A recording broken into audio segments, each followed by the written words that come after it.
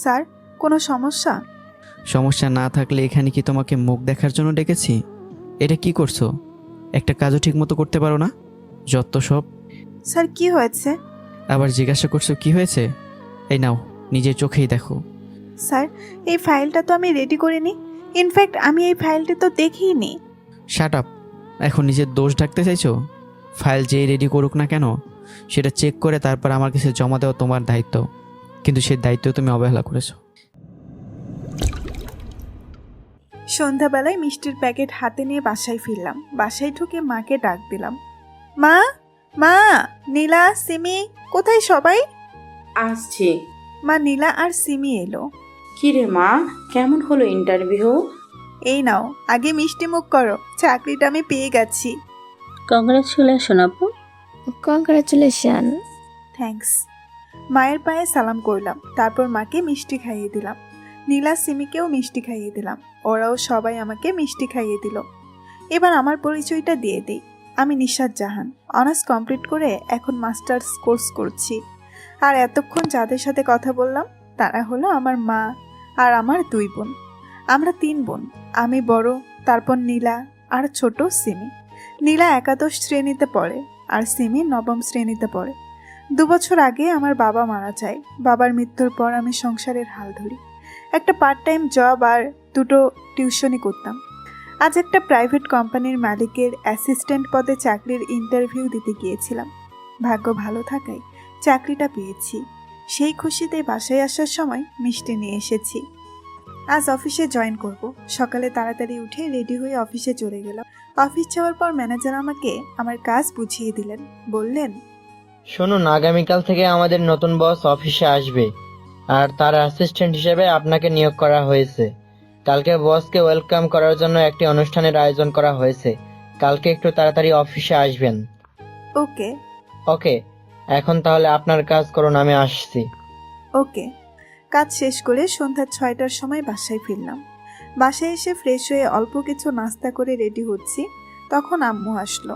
কি রে, আবার রেডি হচ্ছিস? কোথাও বেরোবি নাকি? হ্যাঁ, টিউশনি করাতে। এই মাত্র তো অফিস থেকে ফিরলি, এখন আবার টিউশনি করাতে যাবি? এখন তো চাকরি পেয়েছিস, টিউশনি দুটো ছেড়ে দিলেই তো পারিস। এত পরিশ্রম করলে তো তোর শরীর খারাপ করবে। না আম্মু, আমার কিছু হবে না। তোমাদেরকে ভালো রাখার জন্য আমি সব কিছু করতে পারি। আর সামির বাসা তো আমাদের বিল্ডিংয়ের মধ্যেই। ওকে রাতে পড়াবো আর লামিয়া সকালে পড়াবো।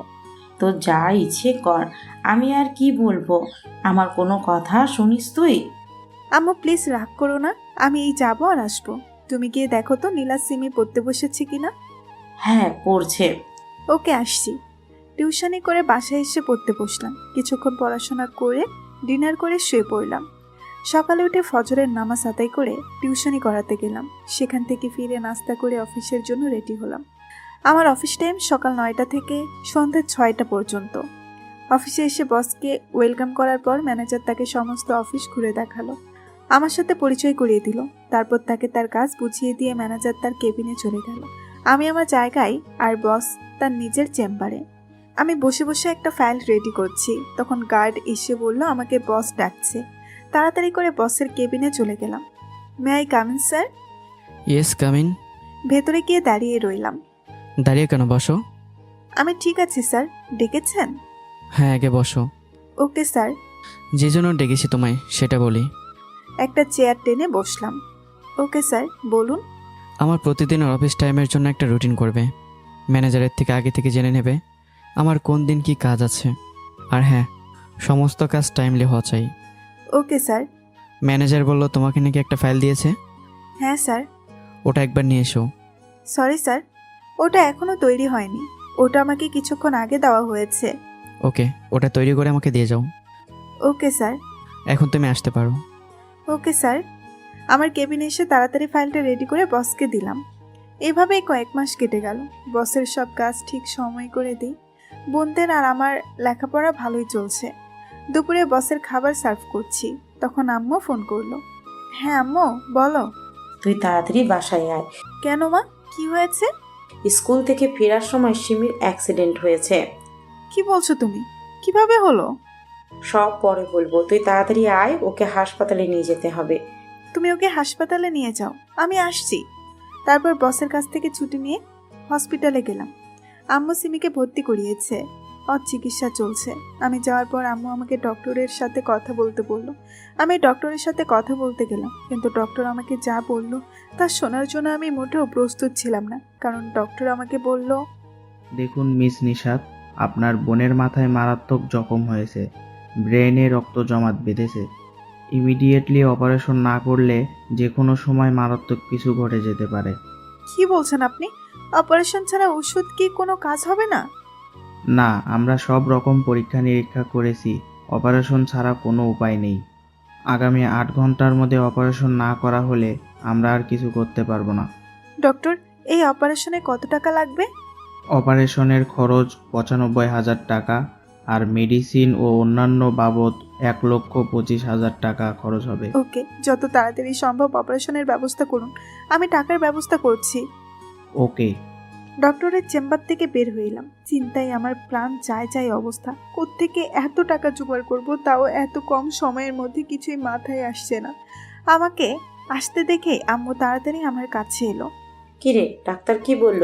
সিমির কি হয়েছে? ওর এখনো জ্ঞান ফিরছে না কেন? আম্মু প্লিজ, তুমি শান্ত হও। এমনিতেই তোমার শরীরটা ভালো নেই, তুমি কিছু চিন্তা করো না। ডাক্তার বলেছে সিমের ব্রেনে আঘাত লেগেছে, ওখানে রক্ত জমাট বেঁধে আছে, ইমিডিয়েটলি অপারেশন করতে হবে। অপারেশন? আম্মু প্লিজ, তুমি চিন্তা করো না, আমি তো আছি, সিমের কিচ্ছু হবে না। এই নীলা, তুই আম্মুর কাছে থাক, আমি আসছি। কোথায় যাবি তুই?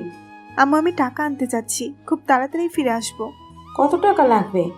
বেশি না, এই 50,000 টাকা খরচ হতে পারে। আম্মুকে মিথ্যা বললাম, কারণ আম্মু এমনিতেই অসুস্থ, আর এসব শুনে চিন্তা করে যদি কিছু হয়ে যায়। 50,000? কিন্তু এত টাকা তুই কোথায় পাবি? আম্মু চিন্তা করো না, তুমি তো জানো আমার কাছে 30,000 টাকা আছে, আর বাকিটা আমার কোনো বন্ধুর কাছ থেকে নিয়ে নেব। কিন্তু তোর কোনো বন্ধু কি দেবে টাকা? হ্যাঁ আম্মু, দিবে। আমি যাচ্ছি, টাকা নিয়েই ফিরবো। নীলা, আম্মুর খেয়াল রাখিস। হাসপাতাল থেকে বেরিয়ে এলাম। এখন কোথায় যাব, কার কাছে সাহায্য চাইবো, কিছুই মাথায় আসছে না। আব্বু বেঁচে থাকলে হয়তো আজকে আমাকে এভাবে চিন্তা করতে হতো না। আব্বু, তুমি কেন চলে গেলে আমাকে একা করে? সব দায়িত্ব আমার কাঁধে দিয়ে গেলে তুমি। তারপরেও তো ভালোই কাটছিল আমাদের দিন, কিন্তু আজ কেন এরকম একটা বিপদের মুখে পড়তে হলো? কেন? অঝোর ধারায় পানি পড়ছে চোখ দিয়ে। এক বন্ধুকে ফোন করলাম। Hello Ryan. হ্যাঁ বল, তোর তো কোনো খোঁজ খবরই নেই, একেবারে ভুলেই গেছিস আমাকে। না রে, ভুলিনি, তবে আজ অনেক বড় একটা বিপদে পড়েছি, তোর কাছে সাহায্য চাই। বল কি করতে হবে আমাকে? আমার ছোট বোনের অ্যাক্সিডেন্ট হয়েছে, ইমিডিয়েটলি ওর অপারেশন করতে হবে। তোর কাছে টাকা হবে ধার, আমি পরে দিয়ে দেব। কি বলছিস তুই এসব? সিমির কিভাবে অ্যাক্সিডেন্ট হয়েছে? আর আমার কাছে এখন অল্প কিছু টাকা আছে। সব কথা পরে বলবো। কত টাকা আছে তোর কাছে? 20,000 টাকা আছে। ওকে, তুই টাকাটা নিয়ে বিপাশা রেস্টুরেন্টে আয়, আমি ওখানে আসছি। ওকে, আমি এখনই আসছি। রায়ানের ফোন কেটে দিয়ে আমার কাছে থাকা টাকা নিয়ে রেস্টুরেন্টে পৌঁছালাম। ওখানে গিয়ে দেখি রায়ান পৌঁছে গেছে, একটা টেবিলে বসে আছে। আমি গিয়ে বসলাম। এই নে টাকা। থ্যাংক ইউ দোস্ত, আমি তোর এই উপকার কখনো ভুলবো না। আমার হাত ধরে আর এক হাত দিয়ে আমার মাথায় হাত বুলিয়ে দিতে দিতে, দূর পাগলি, এখন এভাবে কান্না করিস না। বন্ধুর বিপদে বন্ধু পাশে থাকবে না তো কে থাকবে? ওর সাথে আরো কিছুক্ষণ কথা বললাম, ওকে সব কিছু খুলে বললাম। হঠাৎ আমার ফোনটা বেজে উঠলো। ফোনটা তুলে দেখি বস ফোন করেছে। ফোনটা রিসিভ করে, হ্যালো স্যার। এক্ষুনি অফিসে চলে আসো। কিন্তু স্যার, আমি তো ছুটি নিয়েছি, তাও আপনার থেকে। আমি তোমার ছুটি ক্যান্সেল করলাম। চাকরি করার ইচ্ছে থাকলে এক্ষুনি আসো, না হলে আর অফিসে আসার প্রয়োজন নেই। স্যার, আমার কথাটা তো শোনেন। Hello hello. ফোন কেটে দিয়েছে। এখন কি করব? আমি আমার হাসপাতালে যাওয়াটা ভীষণ জরুরি, আর চাকরি বাঁচাতে হলে অফিসেও যেতে হবে। কি করব এখন আমি? কিছুই মাথায় আসছে না। রায়ান বলল, what happen? Anything wrong? Hmm. কি হয়েছে আমাকে বল। আকাশ স্যার এক্ষুনি অফিসে যেতে বলেছে। এখন তুই বল, চাকরি বাঁচাতে অফিস যাব নাকি বোনকে বাঁচাতে হাসপাতালে যাব? আকাশ মানে তোর বস? হ্যাঁ। এখন দুটোই বাঁচানো জরুরি, তবে আমার মনে হয় তোর এখন অফিস যাওয়াটাই প্রয়োজন। কিন্তু এখন অফিসে গেলে বাকি টাকাটা জোগাড় করব কিভাবে? সেটাও তো একটা ব্যাপার। এখন তুই কি করবি? আমার মাথায় কিছু আসছে না। আচ্ছা, তুই আমার একটা উপকার করবি? বল, আমায় কি করতে হবে? তুই এই টাকাটা নিয়ে হসপিটালে যেতে পারবি? হ্যাঁ পারবো। ওকে, তুই টাকাটা নিয়ে হসপিটালে যা, আর এই টাকাটা জমা দিয়ে ডক্টরকে অপারেশনের ব্যবস্থা করতে বল। আমি বাকি টাকা নিয়ে চলে আসবো। ওকে, তাহলে আমি হসপিটালে যাচ্ছি, তুই তাড়াতাড়ি আসিস। ওকে, ওখানে আম্মু নীলা আছে, ওদের খেয়াল রাখিস। আর হ্যাঁ, আম্মুকে কিছু বলিস না, কেমন? ওকে, সাবধানে থাকিস। রায়ান হসপিটালে চলে গেল আর আমি অফিসে বসের কেবিনের দরজায় নক করলাম। May I come in sir? Come in. ভয়ে ভয়ে ভেতরে গেলাম। স্যারের চোখে মুখে ক্রোধের উপস্থিতি টের পাচ্ছি, কিন্তু রেগে থাকার কারণটা ঠিক বুঝতে পারলাম না। স্যার বসে বসে একটা ফাইল চেক করছেন। কিছুক্ষণ দাঁড়িয়ে থাকার পর প্রশ্ন করলাম, স্যার কোনো সমস্যা? সমস্যা না থাকলে এখানে কি তোমাকে মুখ দেখার জন্য ডেকেছি? এটা কি করছো? একটা কাজও ঠিক মতো করতে পারো না, যত সব। স্যার কি হয়েছে? আবার জিজ্ঞাসা করছো কি হয়েছে? এই নাও, নিজের চোখেই দেখো। এই বলে তার হাতে থাকা ফাইলটি আমার দিকে ছুঁড়ে মারলো। ফাইলটা কিছুটা কৌণিকভাবে এসে আমার কপালে লাগলো, আর আমার বাম দিকের ভ্রু এর উপরে কিছুটা ব্যথা অনুভব করলাম। আমি ছোট্ট করে একটি আহ করে চিৎকার দিলাম। তারপর ওখানে হাত দিতেই হাতটা ভেজা ভেজা লাগলো। আমি হাতটা নিচে নামিয়ে দেখি হাতে রক্ত লেগে আছে, মানে আমার কপালের ওই জায়গাটা কেটে গেছে। কিছু না বলে নিচ থেকে ফাইলটা তুললাম। ফাইলটা তুলে আমি বললাম, স্যার এই ফাইলটা তো আমি রেডি করিনি। ইনফ্যাক্ট আমি এই ফাইলটি তো দেখিনি। Shut up. এখন নিজের দোষ ঢাকতে চাইছো? ফাইল যেই রেডি করুক না কেন, সেটা চেক করে তারপর আমার কাছে জমা দেওয়া তোমার দায়িত্ব, কিন্তু সেই দায়িত্ব তুমি অবহেলা করেছো। আমার কপাল বেয়ে রক্ত গড়িয়ে পড়ছে, কিন্তু সেই দিকে আমার বিন্দুমাত্র খেয়াল নেই। স্যার এই ফাইলটা আপনার কাছে আগামীকাল জমা দেওয়ার কথা ছিল। আজ যদি ছুটি না নিতাম তাহলে এটা আজকেই কমপ্লিট হয়ে যেত, আর আগামীকাল জমা দিতে পারতাম। তাহলে অফিসের কাজ থেকে ছুটি কেন নিয়েছিলে? বয়ফ্রেন্ডের সাথে দেখা করার জন্য? বয়ফ্রেন্ডের সঙ্গে ডেটিংয়ে যাওয়ার জন্য? স্যার আপনি যা ভাবছেন তা নয়, আসলে আমার... চুপ করো। তোমাদের মতো মিডল ক্লাস ফ্যামিলির মেয়েদের আমার ভালো করে চেনা আছে। তোমরা শুধু টাকা চেনো, তোমাদের কাছে টাকাটাই সব। তুমি বয়ফ্রেন্ডের সাথে ফুর্তি করতে যাওয়ার জন্য ছুটি নিয়েছো। তুমি জানো আমার এই ফাইলটা ঠিক না থাকলে আমার কোম্পানির কত টাকা লস হবে? Sir mind your language. এবার কিন্তু আপনি আপনার লিমিট ক্রস করছেন। অনেক বলেছেন আর নয়। আমি ফুর্তিতে গেছি মানে কি? আপনি কি বলতে চাইছেন? হ্যাঁ আমরা মিডল ক্লাস, তবে আমাদের কাছে টাকাটাই সব নয়। আমাদের কাছে টাকার চেয়ে মূল্যবান আমাদের আত্মসম্মান। How dare you! তুমি আমার সাথে এইভাবে কথা বলার সাহস কোথায় পেলে? আকাশ চৌধুরীর সামনে বড় বড় বিজনেসম্যানও মাথা নিচু করে কথা বলে, আর তোমার মতো একটা 2 টাকার মেয়ে আকাশ চৌধুরীর সাথে তর্ক করছো? আমার গাল বেয়ে রক্ত নিচে পড়ছে টপ টপ করে, কিন্তু সেদিকে তার বিন্দুমাত্র ভ্রুক্ষেপ নেই। I am so sorry sir. আমি 2 টাকার মেয়ে হতে পারি, কিন্তু আমার আত্মসম্মান বোধ আছে। আমি আর কিছু বলতে পারলাম না। তার আগে আমার ফোন বেজে উঠল। ফোনটা তুলে দেখে রায়ান ফোন করেছে।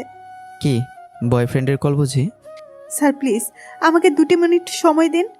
ওকে, আমার সামনে কথা বলতে হবে এবং লাউড স্পিকারে। ওকে স্যার, আপনি যখন চাইছেন তাই হবে। ফোনটা রিসিভ করে কথা বলতে শুরু করলাম। হ্যালো, হ্যাঁ, কোথায় তুই? আমি অফিসে। ওদিকের কি অবস্থা? সিমের অবস্থা একেবারে ভালো নয়। ডক্টর বলেছে পুরো টাকা জমা না দিলে অপারেশন শুরু করবে না। টাকার ব্যবস্থা করতে পেরেছিস?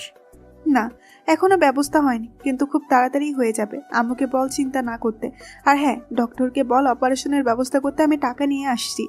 আন্টি খুব কান্নাকাটি করছে, তাকে কিছুতেই সামলাতে পারছি না। আন্টি সব কিছু জেনে গেছে, তাই আরও বেশি চিন্তা করছে। তোকে তো আমি আম্মুকে কিছু জানাতে বারণ করেছিলাম। হ্যাঁ, আমি কিছু জানাইনি। ডক্টরের সাথে কথা বলেছিলাম, তখন আন্টি সব শুনে ফেলে। আম্মু নীলা দুপুরে লাঞ্চ করেনি। তুই ওদেরকে নিয়ে কোনো হোটেলে গিয়ে লাঞ্চ করিয়ে নিয়ে আয়। আমি এসে টাকা দিচ্ছি। আর হ্যাঁ, নীলাকে বল আম্মুকে প্রেশারের ওষুধটা দিতে। এখন তো 5টা বাজে, 6টা পর্যন্ত আমার অফিস টাইম। আমি আর 1 ঘন্টা পরেই আসছি। ওকে, তুইও খেয়ে নিস, তুইও তো দুপুরে খাসনি। আচ্ছা রাখছি। ফোন কেটে দিয়ে স্যারকে বললাম, সরি স্যার আপনার টাইম ওয়েস্ট করার জন্য। কি হয়েছে? স্যার এটা আমার পারিবারিক ব্যাপার, এটা আপনার না জানলেও চলবে। অফিসের আর কি কাজ আছে সেই ব্যাপারে কথা বলেন। আমি কোন ব্যাপারে কথা বলবো, কোন ব্যাপারে কথা বলবো না, সেটা কি তুমি ঠিক করবে? সরি স্যার, বলো কি হয়েছে। আমার ছোট বোনের অ্যাক্সিডেন্ট হয়েছে। ও, এখন কি অবস্থা? অপারেশন করতে হবে, অনেক টাকার প্রয়োজন। ও আচ্ছা, একটু আগে যার সাথে কথা বলে সে কে? আমার ফ্রেন্ড। এই রায়ানি কি কিছুক্ষণ আগে তোমার সাথে রেস্টুরেন্টে ছিল? হ্যাঁ স্যার, কিন্তু আপনি কিভাবে জানলেন? সেসব তোমাকে জানতে হবে না। আচ্ছা একটা কথা বলো তো, তোমার বোনকে হসপিটালে রেখে তুমি বন্ধুর সাথে রেস্টুরেন্টে কি করছিলে? স্যার ওর কাছ থেকে টাকা আনতে গিয়েছিলাম। কত টাকা প্রয়োজন তোমার বোনের অপারেশনে? 1,25,000 টাকা। ওকে, আমি ম্যানেজারকে বলে দিচ্ছি, হসপিটালে টাকা পৌঁছে দেবে। স্যার আপনি কেন এতগুলো টাকা দিবেন? টাকাটা লোন হিসেবে নাও, অফিস থেকে অল্প অল্প করে টাকা কেটে রাখবে অফিস কর্তৃপক্ষ। Okay sir. কি বলে যে আপনাকে ধন্যবাদ দিব বুঝতে পারছি না। ধন্যবাদ দিতে হবে না। আর হ্যাঁ, এতক্ষণের ব্যবহারের জন্য আই এম সরি। আমি না বুঝে তোমার সাথে খারাপ ব্যবহার করেছি। না না স্যার, ঠিক আছে। ও মাই গড, তোমার কপাল থেকে তো রক্ত পড়ছে। আমি তো এতক্ষণ খেয়ালই করিনি। তাড়াতাড়ি চলো। স্যার আপনি ব্যস্ত হবেন না, এটা এমনিতেই ঠিক হয়ে যাবে। তুমি চুপ করো তো, তাড়াতাড়ি এসো। বসের সঙ্গে হসপিটালে গেলাম। সেখানে গিয়ে কপাল ব্যান্ডেজ করে মেডিসিন নিয়ে ফেরার সময় বস রেস্টুরেন্টে গিয়ে খেয়ে নিতে বলেছিল, কিন্তু আমার খিদে নেই বলে চলে এসেছি। আমার পরিবারের সবাই না খেয়ে আছে, এই অবস্থায় আমার গলা দিয়ে খাবার নামবে না। আমি হসপিটালে পৌঁছানোর পূর্বেই বস আমাকে ফোন করে জানালেন যে হসপিটালে টাকা জমা দিয়ে দিয়েছে। আমি হসপিটালে ঢুকতেই আম্মু আমার কাছে এসে আমার মাথায় হাত দিল। এটা কি হয়েছে তোর কপালে? তেমন কিছু হয়নি, এই সামান্য একটু কেটে গেছে। কিভাবে কাটলো? কিছু না মা, দরজার সাথে ধাক্কা লেগে কেটে গেছে। একটু সাবধানে চলাচল করতে পারিস তো? আচ্ছা শোন না, টাকার কিছু ব্যবস্থা হলো? হ্যাঁ মা, হয়ে গেছে। কে দিল এতগুলো টাকা তোকে? অফিস থেকে লোন দিয়েছে। আম্মুর সাথে কথা বলে ডক্টরের সাথে কথা বললাম। কিছুক্ষণ পর সিমের অপারেশন শুরু হলো। অপারেশন শুরু হওয়ার কিছুক্ষণ পর একজন নার্স বাহিরে এসে যা বলল তার জন্য আমরা কেউই প্রস্তুত ছিলাম না, কারণ তিনি বললেন, পেশেন্টের অনেক ব্লিডিং হয়েছে, অনেক ব্লাড লস হয়েছে। পেশেন্টের শরীরে রক্ত স্বল্পতা দেখা দিয়েছে। ইমিডিয়েট ও নেগেটিভ রক্তের ব্যবস্থা করুন, না হলে আগামী 1 ঘন্টার মধ্যে পেশেন্টকে রক্ত সংশোধন করতে না পারলে যে কোনো সময় অঘটন ঘটে যেতে পারে। কি বলছেন? আপনাদের ব্লাড ব্যাংকে কি ও নেগেটিভ রক্ত নেই? আর রক্ত লাগবে সেটা আপনারা আমাদের আগে জানালেন না কেন? দেখুন, আগে আমরা বুঝতে পারিনি যে এতটা রক্তক্ষয় হয়েছে, তাই আপনাদের জানাইনি। আর আমাদের ব্লাড ব্যাংকে ও নেগেটিভ রক্ত নেই। আপনারা ইমিডিয়েটলি রক্ত জোগাড় করে দিন। আমাদের তো কারো রক্তের গ্রুপ ও নেগেটিভ নয়, তাহলে এখন রক্ত কোথায় পাবো? প্লিজ একটু তাড়াতাড়ি ব্যবস্থা করুন। নার্স চলে গেল। টেনশনে আমার মাথা কাজ করা বন্ধ করে দিয়েছে। আম্মু তো এইসব শুনে মাটিতে বসে পড়েছে। আমি আর নীলা আম্মুকে ধরে নিয়ে একটা টুলে বসালাম। আম্মু তুমি চিন্তা করো না, আমি তো আছি। খুঁজে দেখ রক্ত পাস কিনা। আম্মু আমি দেখছি কি করা যায়। রায়ান আমাদের সব বন্ধুদের ফোন কর, ও নেগেটিভ রক্ত যার আছে ইমিডিয়েটলি এখানে আসতে বল। আমি অলরেডি কয়েকজনকে ফোন করেছি, বাকিদেরকেও করছি। তুইও সবার কাছে ফোন করে খবর নে। রায়ান আর আমি সমানে সবাইকে ফোন করে যাচ্ছি, কিন্তু কাউকেই পাচ্ছি না। আম্মু বলল, নিশাত, রক্তের কোনো ব্যবস্থা হলো? না আম্মু, এখনো কোনো ব্যবস্থা হয়নি। তাহলে কি আমার মেয়েটাকে বাঁচাতে পারবো না? আমার সিমি এইভাবে শেষ হয়ে যাবে? সিমি বাঁচবে, অবশ্যই বাঁচবে। আমি রক্ত দেব ওকে। পেছন থেকে কেউ এটা বলে উঠতেই আমরা সবাই মিলে পেছনে ফিরে তাকালাম। পেছনে ফিরে যাকে দেখলাম তাকে আমি আর রায়ান পুরো শকড। তুই এখানে? ব্ল্যাক জিন্স আর ব্ল্যাক টি শার্ট, চোখে ব্ল্যাক সানগ্লাস, হাতে ব্রেসলেট। চোখ থেকে সানগ্লাস খুলতে খুলতে বলল, হ্যাঁ আমি। কেন, আমাকে এখানে দেখে খুব অবাক হয়েছিস তোরা? তুই এখানে কেন এসেছিস? চলে যা এখান থেকে, আমরা তোর মুখ দেখতে চাই না। কেন এসেছিস তুই? চলে যা আমাদের সামনে থেকে। প্লিজ আজকের জন্য সব কিছু ভুলে যা। আমাকে তোরা যে যা পারিস পরে বলিস। এখন আগে সিমিকে বাঁচানোটা দরকার। আর আমি এখানে তোদের সঙ্গে তর্ক করতে আসিনি, আর না তোদের কাছে নিজেকে নির্দোষ প্রমাণ করতে। আমি এসেছি সিমির জন্য। আমার রক্তের গ্রুপ ও নেগেটিভ। আমি ওকে রক্ত দিয়ে বাঁচাতে চাই। তুই ভাবলি কিভাবে তোর মতো একটা বিশ্বাসঘাতক চরিত্রহীন লম্পটের রক্ত নিয়ে আমার বোনকে বাঁচাবো? সিমি মরে গেলেও তোর শরীরের এই পাপি রক্ত আমি আমার বোনের শরীরে কিছুতেই প্রবাহিত হতে দেব না। প্লিজ নিশু, এটা আমার রক্ত না ভেবে অন্য কারো রক্ত ভেবে নে। আন্টি আপনি কিছু বলুন প্লিজ। আমি দুপুরে জানতে পেরেছি সিমির অ্যাক্সিডেন্টের কথা। আমি দুপুরে ফ্লাইটে লন্ডন থেকে চলে এসেছি। এখন পর্যন্ত বাসায় যাইনি। এয়ারপোর্ট থেকে সোজা এখানে চলে এসেছি। প্লিজ আন্টি, অন্তত সিমির জন্য হলেও আমাকে ফিরিয়ে দিবেন না? এই তুই এখান থেকে বেরিয়ে যা, না হলে আমার থেকে খারাপ আর কেউ হবে না। নিশাত থাম। দেখ, আমি জানি না তোদের মধ্যে কি হয়েছে, কিন্তু আজকে এই সময় দাঁড়িয়ে আমার নিলয়কে প্রয়োজন। আমার মেয়ে জীবন সংকটে রয়েছে। আজ আমি নিলয়কে কিছুতেই ফিরিয়ে দিতে পারবো না। নিলয়, তুমি আমার সাথে এসো। আম্মু তুমি বুঝতে পারছো না। আমি আর কিছু বুঝতে চাই না। এই মুহূর্তে আমার কাছে সব থেকে ইম্পর্ট্যান্ট আমার মেয়ে। কিন্তু আম্মু। আর কোনো কিন্তু নয়। নিলয়, তাড়াতাড়ি এসো। আম্মু নিলয়কে নিয়ে চলে গেল সিমিকে রক্ত প্রদান করার জন্য। আমি রায়ান আর নীলা অপারেশন থিয়েটারের সামনে দাঁড়িয়ে অপেক্ষা করছি। নিলয়ের ব্যাপারটা আপনারা কিছু বুঝতে পারেননি, তাই তো? সেটা বুঝতে হলে ফিরে যেতে হবে 2 বছর পেছনে। ফ্ল্যাশব্যাক। আব্বু মারা গেছে 2 মাস হয়ে গেছে। আমার ফ্যামিলির অনেকটাই আর্থিক অনটনে পড়ে গেছে, কারণ আমার বাবা ছিলেন একজন চাকরিজীবী। তার একা আয়ে আমাদের সংসার এবং আমাদের 3 বোনের লেখাপড়া চলত। মা ছিলেন গৃহিণী। তাই বাবার মৃত্যুর পর আমাদের পরিবারের আয়ের উৎস না থাকায় অভাব অনটন দেখা দিয়ে আমি চাকরি করছি, কিন্তু কোথাও চাকরি পাচ্ছি না। সবেমাত্র টিউশনি করতে শুরু করেছি। তার কিছুদিন পর একটা কফি হাউসে পার্ট টাইম জব পাই, কিন্তু সেই জবের কথা আমার পরিবারের বাইরে কাউকে জানাইনি। আমরা 7 জন ফ্রেন্ড, ছোটবেলা থেকেই একসঙ্গে পড়ালেখা করেছি। আমার বন্ধুরা সবাই অনেক বড়লোক ঘরের সন্তান। আমি আর রায়ান, আমরা 2 জন মধ্যবিত্ত পরিবারের সন্তান। আর বাকিরা হলো নিলয়, সাফিন, ইরা, আবির, জিয়া, রায়ান আর আমি। আমার বাবার মৃত্যুর পর ওরা সবাই আমাদের পরিবারের দায়িত্ব নিতে চেয়েছে। আমি ওদের কারো কাছ থেকে কোনো সাহায্য নেইনি। আমরা 7 জন ছিলাম এক আত্মা এক প্রাণ। একজন কলেজে না এলে সেদিন আর কেউই কোনো ক্লাস করতাম না। সবাই সবার বিপদে পাশে থাকে। একদিন কলেজ মাঠে সবাই বসে বসে গল্প করছি, শুধু ইরা এসে পৌঁছায়নি। আচ্ছা, চল না সবাই মিলে দূরে কোথাও থেকে ঘুরে আসি। হ্যাঁ, আমার খুব ইচ্ছে করছে সবাই মিলে ঘুরতে যেতে। হ্যাঁ, গেলে কিন্তু খারাপ হয় না? অনেকদিন হলো সবাই মিলে কোথাও ঘুরতে যাই না। হ্যাঁ, একদম ঠিক। আচ্ছা তোরা যা, ঘুরে আয়। আর কোথাও যাওয়া হবে না এখন। হ্যাঁ, আমারও যাওয়া হবে না। হয়ে গেল, আর যাওয়া হচ্ছে না? কোথায় যাওয়ার কথা হচ্ছিল আমাকে না বলে? পেছন থেকে ইরা কথাটা বলল। আরে তুই এসে গিয়েছিস, আয় আমার পাশে বস। এবার বল, কোথায় যাওয়ার প্ল্যান করছিলি? সবাই মিলে কোথাও ঘুরতে যেতে চাইছিলাম, কিন্তু এখন আর যাওয়া হচ্ছে না। কেন? নিশু, রায়ান ওরা যাবে না, তাই আর যাওয়া হচ্ছে না। ও আচ্ছা, তোর হাতে এটা কি? ইরা গিয়ে নিলয়ের পাশে বসলো। সবাই ইরার হাতের দিকে লক্ষ্য করলাম। ওর হাতে ছোট্ট একটা কাগজ। আরে, এটা কিছু না। দেখা, এটা কি? না, দেখাবো না। দেখা দেখা বলছি। নিলয় ইরার সাথে জোরাজুরি করতে লাগলো। নীল, নীল প্লিজ, নীল এরকম করিস না। নিলয় ইরার সাথে জোরাজুরি করতে লাগলো। কিছুক্ষণ জোরাজুরি করার পর নিলয় ইরার উপর পড়ে গেল। এমনভাবে পড়ল নিলয়ের ঠোঁট ইরার ঠোঁটে মিশে গেল। কিছুক্ষণ পর নিলয় ইরার উপর থেকে উঠে, sorry, I am really sorry, আমি বুঝতে পারিনি এমন কিছু হবে। ইটস ওকে, চল সবাই ক্লাসে যাই।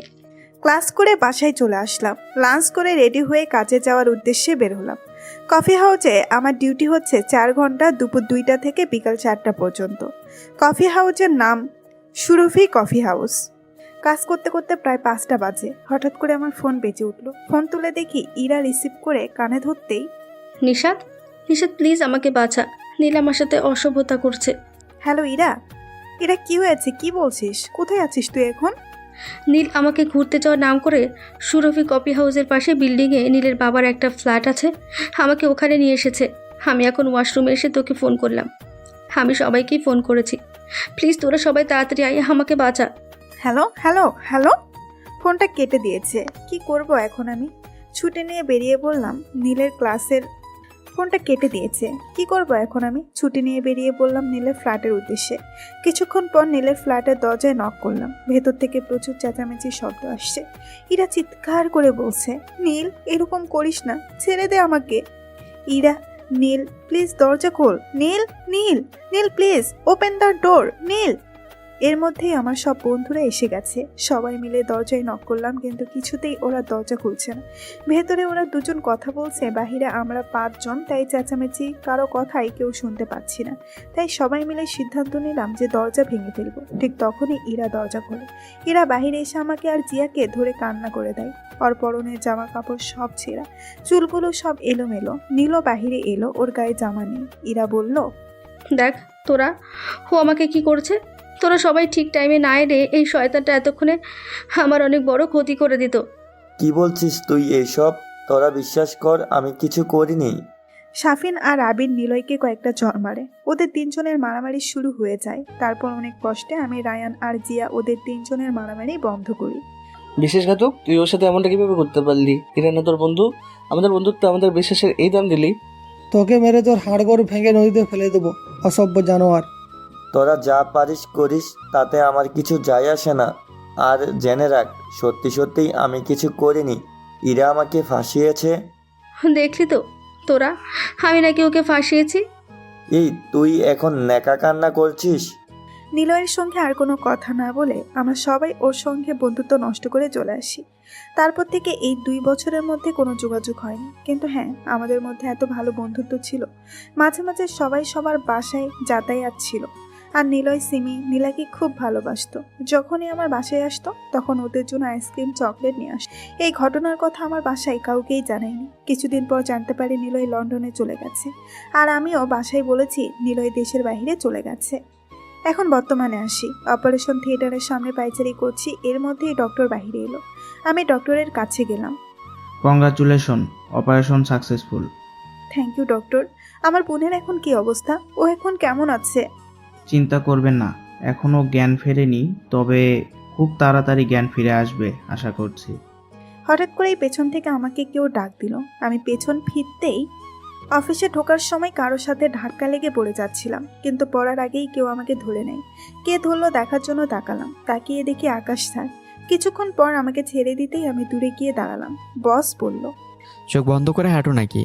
I am really sorry sir. আসলে আসলে কি? হ্যাঁ, হাঁটার সময় মন কোথায় থাকে তোমার? সরি স্যার, দেখতে পাইনি। ইটস ওকে, এখন যাও কাজ করো গিয়ে। Okay sir. ধুর, কপালটাই খারাপ। সকাল সকাল ওনার বকা খেতে হলো। সকালে ঘুম থেকে উঠে যে কার মুখ দেখেছিলাম কে জানে। এসব ভাবতে ভাবতে কেবিনে চলে এলাম। কয়েকটা ফাইল জমে রয়েছে, সেগুলো ঠিক করে বসের কাছে জমা দিতে হবে। 7-5 না ভেবে কাজে মন দিলাম। লাঞ্চ করে এসে বসে বসে রেস্ট নিচ্ছি। হঠাৎ করেই ফোন বেজে উঠল। ফোন তুলে দেখি আম্মু ফোন করছে। রিসিভ করলাম। হ্যাঁ আম্মু, বলো। দুপুরে খেয়েছিস? হ্যাঁ, তোমরা খেয়েছো? হ্যাঁ। আচ্ছা শোন, হ্যাঁ বলো। ইরা ফোন করেছিল, বলল আজ রাতে নাকি সবাই আমাদের বাসায় আসবে। কই, আমাকে তো কেউ কিছু বললো না। সে তো আমি কিছু জানি না, আমাকে ফোন করে বলল। আচ্ছা শোনো, আমার রুমে আমার পার্সে টাকা আছে, ওখান থেকে টাকা নিয়ে যা যা লাগে আনিয়ে নিও। আচ্ছা। আর কিছু বলবা? না, আর কি বলবো। আচ্ছা আম্মু, পরে কথা বলি, রাখছি। আচ্ছা রাখি। আম্মুর ফোন কেটে আবার কাজ করতে শুরু করলাম। একটা ইম্পর্টেন্ট ফাইল চেক করছি। এর মধ্যে গার্ডস এসে বলল বস ডাকছে। বসের কেবিনের দরজা নক করলাম। May I come in sir? Yes, come in. Sir, কোনো সমস্যা? না, কোনো সমস্যা নেই। শোনো, আগামী পরশুদিন শ্যামলনগর গ্রামে যাব জমি দেখতে। ওখানে একটা ফ্যাক্টরি তৈরি করব। পরশুদিন বিকেল 4টায় আমরা যাচ্ছি, তৈরি থেকো। স্যার, আমাকেও যেতে হবে? অফকোর্স, না হলে কি তোমাকে শুধু শুধু বলছি? সরি স্যার, আমি সেভাবে বলিনি। কিন্তু স্যার, শ্যামলনগর তো এখান থেকে অনেক দূরে। যেতে যেতে রাত হয়ে যাবে, তখন রাতে জমি কিভাবে দেখব? আর রাতে ফিরবই বা কিভাবে? সেদিন আর ফেরা হবে না। সেদিন ওখানে একটা অনুষ্ঠান আছে, সেখানে আমাকে ইনভাইট করা হয়েছে। সেদিন ওখানে থেকে পরের দিন আমি জমি দেখে ফিরবো। স্যার, যদি কিছু মনে না করেন তাহলে একটা কথা বলি। বলো। স্যার, আমি না গেলেই কি নয়? দেখো, তুমি আমার অ্যাসিস্ট্যান্ট। আমার সমস্ত কাজে যাবতীয় সব কিছু তুমি দেখে শুনে করবে। আর তোমাকে তো যেতেই হবে। আর ওখানে আমাদের ম্যানেজারও যাবে। আর হ্যাঁ, যদি এখানে জমি পছন্দ হয় তাহলে জমির মালিকের সঙ্গে একটা ডিল হবে, সেখানে তো তোমাকে থাকতেই হবে। Okay sir. ওকে, এখন নিজের কাজে যাও। Okay sir. কাজ করতে করতে বিকেল হয়ে গেছে। ঘড়িতে তাকিয়ে দেখলাম 4:30 বাজে। হঠাৎ আমার ফোন বেজে উঠলো। ফোন তুলে দেখি অচেনা নাম্বার থেকে ফোন এসেছে। ফোনটা রিসিভ করলাম। হ্যালো, আসসালামু আলাইকুম। ওয়ালাইকুম আসসালাম, কেমন আছিস? কণ্ঠ শুনে বুঝতে পারলাম এটা ইরা। ভালো, কি করিস? আর দেশে ফিরলি কখন? গতকাল রাতে। আচ্ছা শোন, 1 ঘন্টার মধ্যে আমাদের বাগান বাড়িতে চলে আয়। আমি সবাইকে ফোন করে বলে দিয়েছি, ওরাও আসছে। তাড়াতাড়ি চলে আয়, খুব ইম্পর্টেন্ট কথা আছে। কেন, কোনো সমস্যা হয়েছে? আয়, তারপর সব বলছি। রাখছি, তাড়াতাড়ি আয়। হ্যালো, হ্যালো শোন। ফোন কেটে দিয়েছে। কেন যে এত জরুরি তলব করলো কে জানে। যাই হোক, বসের কাছ থেকে ছুটি নিয়ে ইরাদের বাগান বাড়িতে গেলাম। সেখানে গিয়ে দেখি সবাই উপস্থিত আছে। মনে হয় আমার আসতে একটু লেট হয়েছে। আমাকে দেখে ইরা বলল, এত দেরি করলি কেন? সরি, অফিস থেকে বের হতে একটু লেট হয়েছে। আচ্ছা বল তো, এত জরুরি তলব করলি কেন? হ্যাঁ বল তো, এভাবে আমাদের সবাইকে ডাকার মানে কি? সবাই বস বলছি। বসলাম, এখন বল। আমি এখন তোদেরকে যা বলতে চাই জানি না তোরা সবাই সেটা শোনার পর কিভাবে রিয়াক্ট করবি। আমি আগে তোদের কাছে হাত জোর করে ক্ষমা চাইছি, প্লিজ সবাই আমাকে মাফ করে দে। আগে বলবি তো কি হয়েছে? আগে বল, সবাই আমাকে ক্ষমা করে দিবি? আমায় ভুল বুঝবি না? তোর আমাকে ভুল বুঝলে আমি মরে যাব। বিশ্বাস কর, আমি যা করেছি রাগের মাথায় করেছি।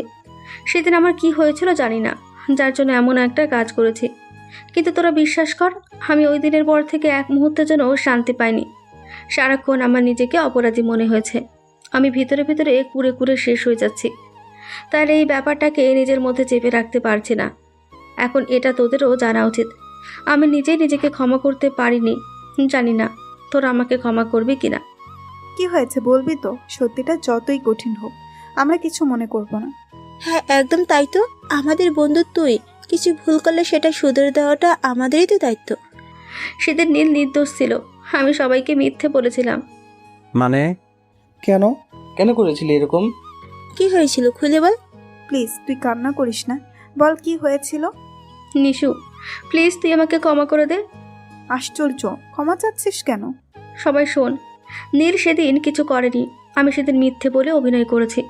সেদিন যখন কলেজে তোরা সবাই একসাথে গল্প করছিলি, তারপর আমি যখন ওখানে পৌঁছাই আমার হাতে একটা কাগজ ছিল, মনে আছে তোদের? হ্যাঁ, ওটা নিতে গিয়েই তো নীল তোর উপর পড়ে গিয়েছিল। জানিস ওই কাগজটা কিসের কাগজ ছিল? ওটা নীলের জন্য লেখা আমার লাভ লেটার ছিল। কিন্তু ওটা যে আমার হাতে ছিল সেটা আমার মনে ছিল না। আমি নীলকে অনেক আগে থেকে ভালোবাসতাম, কিন্তু কাউকে বলতে পারিনি, আর নীলকেও জানানো হয়নি। সেদিন বিকেলে নীলকে ফোন করে জানতে পারি নীল ওই ফ্ল্যাটে আছে। তারপর আমি ওখানে যাই, কারণ আমি নীলকে ভালোবাসার কথা বলতে চেয়েছিলাম। ওখানে যাওয়ার পর আমি নীলকে আমার ভালোবাসার কথা বলি, কিন্তু নীল আমাকে প্রত্যাখ্যান করে, কারণ নীল নিশাদকে ভালোবাসে। সেটা তখন আমি সহ্য করতে পারিনি। আমার ভালোবাসার মানুষটি অন্য কারো হবে সেটা তখন আমি মেনে নিতে পারিনি। তাই ওয়াশরুমে গিয়ে তোদের সবাইকে ফোন করি, আর ওই নাটকটা করি যাতে নিশাদ নীলকে ঘৃণা করে। আর সাথে তোরা সবাই। নীলকে সবার চোখের বিষ বানিয়ে দিয়েছিলাম, যাতে নীল যেন আর কখনো নিশাদের কাছাকাছি যেতে না পারে, ওদের যেন কখনো মিল না হয়। কিন্তু ধীরে ধীরে আমি আমার ভুল বুঝতে পারি। গতকাল দেশে ফিরে আমি নীলের সাথে যোগাযোগ করেছি, ওকে সরি বলেছি। প্লিজ তোরা সবাই আমাকে ক্ষমা করে দে। তুই যে নিজের ভুল বুঝতে পেরেছিস সেটাই অনেক। আর তোর এই নাটক করার কোনো প্রয়োজন ছিল না। আমাদের সবাইকে বললে আমরা নীলকে বোঝাতাম, আর নীল যদি আমাকে ভালোবেসে থাকে তাহলে আমি সেটা অ্যাকসেপ্ট করতাম না।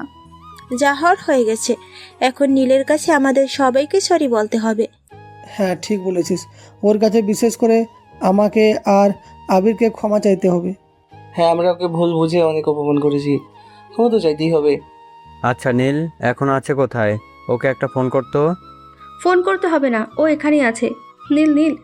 ভেতর থেকে নীলয় বেরিয়ে এলো। তারপর আমরা সবাই মিলে ওর কাছে ক্ষমা চাইলাম। রায়ান, সাফিন, আবির গিয়ে ওকে জড়িয়ে ধরলো। আচ্ছা আর ক্ষমা চাইতে হবে না, আমি সবাইকে ক্ষমা করে দিয়েছি। আচ্ছা এবার একটা গুড নিউজ শোন। কি? আজ নিশাতের বাসায় আমাদের সবার দাওয়াত। আমি আন্টিকে ফোন করে বলেছি আমরা আজ রাতে তাদের বাসায় আসছি। হ্যাঁ, আম্মু বলল তুই নাকি আম্মুকে ফোন করেছিলি, কিন্তু আমাকে তো আগে কিছু বললি না। তার মানে বলতে চাস আমাদেরকে সাথে নেওয়ার কোনো ইচ্ছে নেই তোর? সে কথা আমি কখন বললাম? আমি তো শুধু... নিলয় আমার সামনে এসে হাঁটু গেড়ে বসে পড়লো, তারপর একটা হাত আমার দিকে বাড়িয়ে দিয়ে বলল, আচ্ছা এখন এসব বাদ দে, আজ তোকে আমার কিছু না বলার কথা বলতে চাই। মানে? I love you. পাগল হলি নাকি? কি বলছিস এসব? সত্যি সত্যি আমি তোকে অনেক আগে থেকে ভালোবাসি, কিন্তু কখনো বলতে পারিনি, তাই আজ বলছি আমি তোকে ভালোবাসি। আচ্ছা কেউ যদি কিছু মনে না করিস, আমি কি নীলের সাথে আলাদা করে কিছুক্ষণ কথা বলতে পারি? হ্যাঁ অবশ্যই, তোরা কথা বল, আমরা ওদিকটা যাচ্ছি। এই চল সবাই। সবাই অন্যদিকে চলে গেছে। নীল আবার বলতে শুরু করলো, তোকে আমি বলে বোঝাতে পারবো না যে এতদিন তোকে ছাড়া থাকতে আমার কতটা কষ্ট হয়েছে। বিশ্বাস কর আমি তোকে অনেক ভালোবাসি। দেখ নীল, এটা হয় না, কিছুতেই হয় না। কেন হয় না বল, আমার মধ্যে কি এমন কমতি আছে? আমি আমার কোটিপতি বাবা মায়ের একমাত্র সন্তান। বাবা সমস্ত প্রপার্টি আমার নামে উইল করে দিয়েছে। তাহলে বল কেন হবে না? তোকে ভালো রাখার জন্য আমার যথেষ্ট পরিমাণ অর্থ আছে। তোকে ভালোবাসার জন্য আমার বিশাল একটা মন রয়েছে। আর কি চাই বল? নীল, তুই ভালো করেই জানিস আমি টাকা পয়সা সম্পত্তির পাগল নই। সেটাই যদি হতো তাহলে বাবার মৃত্যুর পর তোদের সাহায্য না নিয়ে চাকরি করতাম না, টিউশনি করে সংসার চালাতাম না। বল তাহলে আমি কি দেখতে খারাপ? সেরকম নয় নীল, প্লিজ বোঝার চেষ্টা কর। কি বুঝবো তুই বল। তবে কি তুই অন্য কাউকে ভালোবাসিস? তোরা সবাই খুব ভালো করেই জানিস আমার কোনো ভালোবাসার মানুষ নেই। তাহলে আমাকে ভালো না বাসার আর কি কারণ থাকতে পারে? আমার পরিবার। আর বলতে না দিয়ে নীল বলা শুরু করলো। দূর পাগল, তোর পরিবার কি আমার পরিবার নয়? নীলা সিমিকে আমি আমার নিজের বোন মনে করি। আর সেজন্যই সিমির অ্যাক্সিডেন্টের খবর শোনা মাত্র ছুটে এসেছি। আর আন্টিকে তো আমি মমের মতো ভালোবাসি। নীল, সব কিছু আমি জানি। বিষয়টা শুধু আমার পরিবারকে নিয়ে নয়, বিষয়টা ইরাকে নিয়ে। হ্যাঁ ইরা, ও তোকে এখনো অনেক ভালোবাসে, যেটা আমি ওর চোখ দেখতেই পেয়েছি। আমি বন্ধু হয়ে কিভাবে বন্ধুর মন ভেঙে দেব? আমি চাই না ইরা আমার জন্য কষ্ট পাক। প্লিজ নীল, তুই ইরাকে অ্যাকসেপ্ট কর। এটা সম্ভব নয়। আমার মনে শুধু তুই রয়েছিস, সেখানে আর কাউকে আমি জায়গা দিতে পারবো না। নীল প্লিজ, এটা আমার রিকোয়েস্ট। প্লিজ নীল, আমার রিকোয়েস্টটা রাখ। নিশু, তুই আমাকে ইরাকে অ্যাকসেপ্ট করতে জোর করিস না। তুই আমাকে ভালো না বাসতে পারিস, কিন্তু আমায় তোকে ভালোবাসতে বাধা দিস না। প্লিজ নীল, এরকম করিস না, বোঝার চেষ্টা কর। ইরা তোকে অনেক ভালোবাসে। প্লিজ, আমি বুঝতে চাইছি না। নীল, প্লিজ, এই বিষয়ে আর কোনো কথা বলতে চাই না। আমি তোর জন্য অপেক্ষা করব। তুই একদিন ঠিক আমাকে বুঝতে পারবি, সেদিন আমার কাছে ফিরে আসবি। আমি সেদিনের অপেক্ষায় রইলাম। নীল, আমার কথাটা ভেবে দেখিস। ইরার কাছে আমাকে অপরাধী বানিয়ে দি। ও তোকে সত্যি সত্যি অনেক ভালোবাসে। আচ্ছা, এখন এসব কথা বাদ দে। চল, সবাই ওইদিকে আছে, ওদের কাছে যাই। হ্যাঁ চল। ওদের কাছে গিয়ে কিছুক্ষণ আড্ডা দিলাম। জিয়া, শাফিন আর রায়ান আমার ইশারায় জিজ্ঞেস করেছে যে আমি নীলকে অ্যাকসেপ্ট করেছি কিনা। আমি না বলেছি।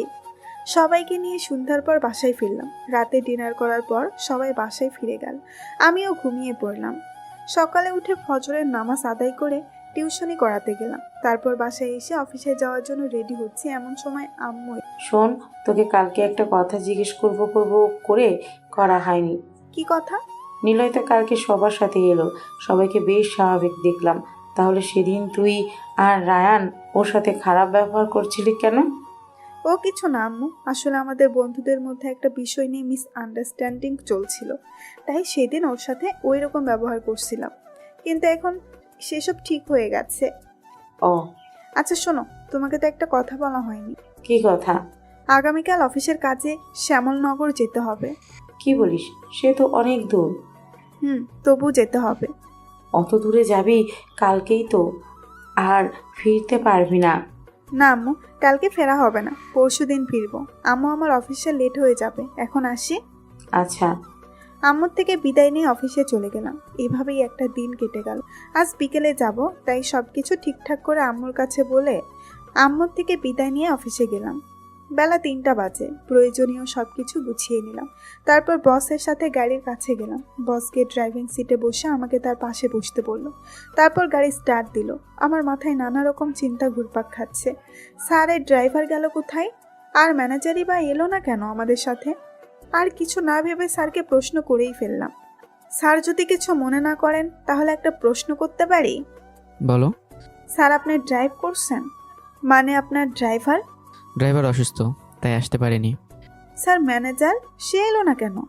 ম্যানেজারকে একটা জরুরি কাজ দিয়েছিলাম, কিন্তু সেটা এখনও কমপ্লিট হয়নি। ওটা কমপ্লিট করে সন্ধ্যা 7টার দিকে রওনা দেবে। Okay sir. তোমার বোন এখন কেমন আছে? স্যার, অনেকটাই বেটার।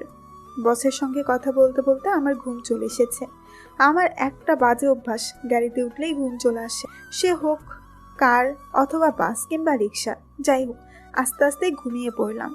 হঠাৎ করে অনুভব করলাম কেউ আমাকে ধাক্কা দিচ্ছে আর ডাকছে। চোখ খুলে দেখি বস ডাকছে। আর এ কি, প্রচণ্ড ঝড় বৃষ্টি শুরু হয়েছে। হকচকিয়ে বসের দিকে তাকালাম। এ কি, বেচারা তো পুরো ভিজে আছে, আর গাড়িটা থামানো কেন? এসব ভাবছি, হঠাৎ বস বলে উঠল, আচ্ছা, তুমি কি মানুষ নাকি আলাউদ্দিনের প্রতিবেশী ঘুমন্ত দত্ত? স্যার, কিছুই বুঝলাম না। একটানা 5 ঘন্টা ধরে ঘুমাচ্ছ, এত ঝড় বৃষ্টি শুরু হলো, কতগুলো বাস পড়লো, তোমাকে কতবার ডাকলাম, তোমার কোনো সাড়া শব্দ নেই। তুমি জানো আমি বাস পড়লে কতটা ভয় পাই? একজন তরতাজা তরুণ পুরুষ যদি বলে সে বাস পড়লে ভয় পায়, তার থেকে মজার ব্যাপার এই ঝড়টির মধ্যে আমার কাছে আর কিছু হতেই পারে না। প্রচুর হাসি পাচ্ছে, কিন্তু ওনার সামনে হাসা যাবে কি যাবে না, কি মনে করবে। সরি স্যার, আসলে আমি গাড়িতে থাকলে এভাবেই ঘুমাই। স্যার, আপনি কি বেশি ভয় পেয়েছেন? হ্যাঁ অনেক, দেখো আমার হাত পা কাঁপছে। সরি স্যার, আপনার এত বড় একটা বিপদে আপনার পাশে থাকতে পারলাম না। I am extremely sorry sir. দামড়া ছেলের এত বড় একটা ফানি মোমেন্টসে গেল এনজয় করতে পারলাম না। ধুর, কপালটাই খারাপ। কিন্তু স্যার, আপনি এভাবে ভিজে গেলেন কিভাবে? আর গাড়িটা থামানো কেন, চালাচ্ছেন না কেন? গাড়ি নষ্ট হয়ে গেছে, সেটা ঠিক করতে তো বাইরে গিয়েছিলাম, আর তখনই ভিজে গেছি। হচ্ছে এ কি, আপনার তো ঠান্ডা লেগে গেছে, আর এই ভেজা কাপড়ে বেশিক্ষণ থাকলে আপনার জ্বর আসতে পারে। পেছনে আপনার লাগেজের মধ্যে আপনার জামা কাপড় রাখা আছে, চেঞ্জ করে নিন। মানে তোমার সামনে আমি চেঞ্জ করব? সে কথা আমি কখন বললাম স্যার? ওকে স্যার, আমি অন্যদিকে ঘুরে বসছি, আপনি পেছনের সিটে গিয়ে চেঞ্জ করে নিন। ওকে, একদম এদিকে তাকাবে না বলে দিলাম। আপনার মতো দামড়া ছেলের দিকে তাকাতে আমার বয়েই গেছে। না স্যার, একদম তাকাবো না।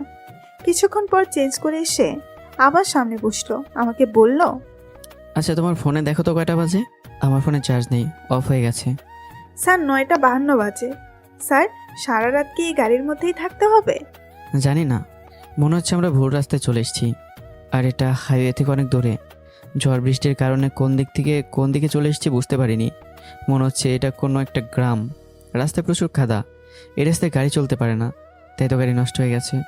আর এই ঝড় বৃষ্টির মধ্যে কোনো লোকজনও দেখছি না যে ওদের কাছে কিছু জিজ্ঞাসা করব বা সাহায্য চাইবো। এখন কি হবে স্যার? সারা রাত গাড়ির মধ্যে থাকাও তো সম্ভব নয়। কি করবো তাই ভাবছি, খিদে পেয়েছি খুব, কোনো খাবারও সাথে আনলাম না।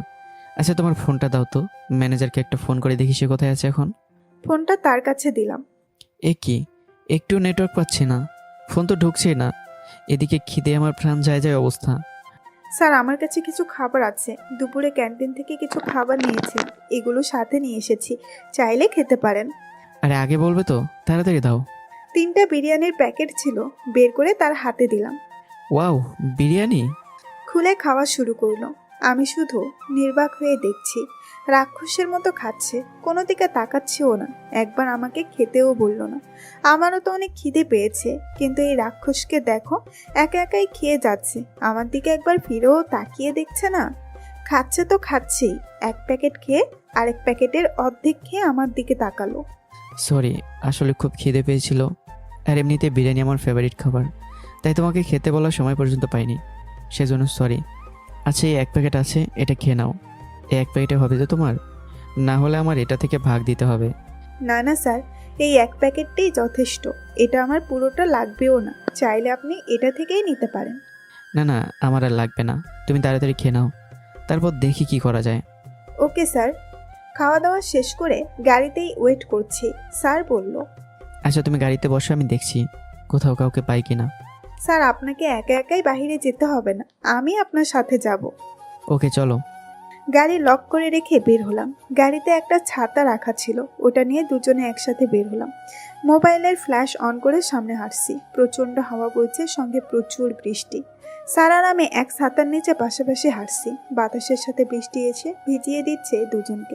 স্যার মনে হয় এরকম পরিস্থিতিতে খুব ভয় পাচ্ছে, একদম আমার সাথে লেপ্টে আছে। যখন বাতাস বয়ে যায় তখন সে আমার আরও কাছে চলে আসে। হাঁটতে হাঁটতে 2-3 মিনিটের পথ অতিক্রম করলাম, হঠাৎ দেখতে পেলাম রাস্তার পাশেই ছোট্ট একটা ঘর। তাড়াতাড়ি করে ওই ঘরের সামনে গেলাম, কিন্তু এই ঘরে তো দরজা জানালা কিছুই নেই, শুধু উপরে টিনের ছাউনি। ঘরের ভেতরে গেলাম।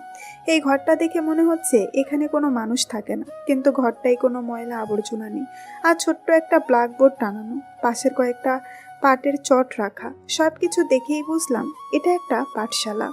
গাড়ি থেকে লাগেজগুলো নিয়ে গাড়ি লক করে আবার ওখানে চলে এলাম। এই ঘরটার সামনে ছোট্ট একটা বারান্দা আছে। গাড়ি থেকে এখানে আসার সময় দুজনেই পুরোপুরি ভিজে গেছি। স্যারকে বারান্দায় গিয়ে চেঞ্জ করতে বললাম, আর আমিও চেঞ্জ করে নিলাম। ওখান থেকে একটা চট নিয়ে মাটিতে বিছিয়ে বসে পড়লাম, কিন্তু স্যার বসছে না, তিনি দাঁড়িয়ে আছে। আমি বললাম, এই কি স্যার, আপনি দাঁড়িয়ে আছেন কেন? ওখান থেকে একটা চট নিয়ে মাটিতে বিছিয়ে বসে পড়ুন, চাইলে ঘুমাতেও পারেন। হোয়াট? কি যাতা বলছো? আমি এই চট বিছিয়ে তার উপর বসবো? তুমি ভাবলে কিভাবে? প্রয়োজনে সারা রাত দাঁড়িয়ে থাকবো, তাও আমি এখানে বসবো না। ওকে, না বসলেন তাতে আমার কি। আচ্ছা স্যার, গুড নাইট, আমি ঘুমিয়ে পড়ি। খুব অহংকার আপনার, তাই না? দাঁড়ান, দেখাচ্ছি মজা আপনাকে।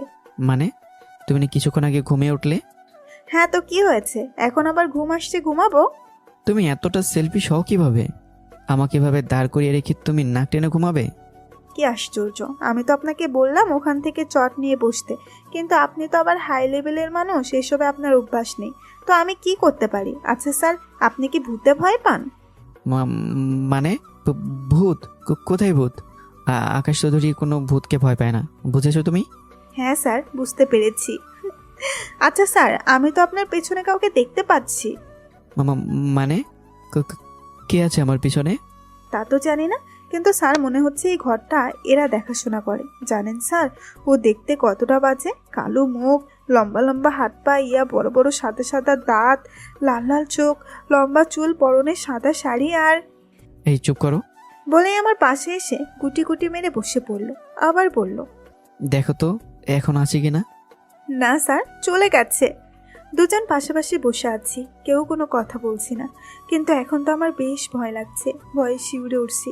কিন্তু এটা স্যারকে বুঝতে দিলে চলবে না, বেচারা এমনিতেই অনেক ভয় পেয়ে আছে। বাইরে প্রচণ্ড ঝড়ো হাওয়া বইছে, সঙ্গে অনেক বিদ্যুৎ চমকাচ্ছে।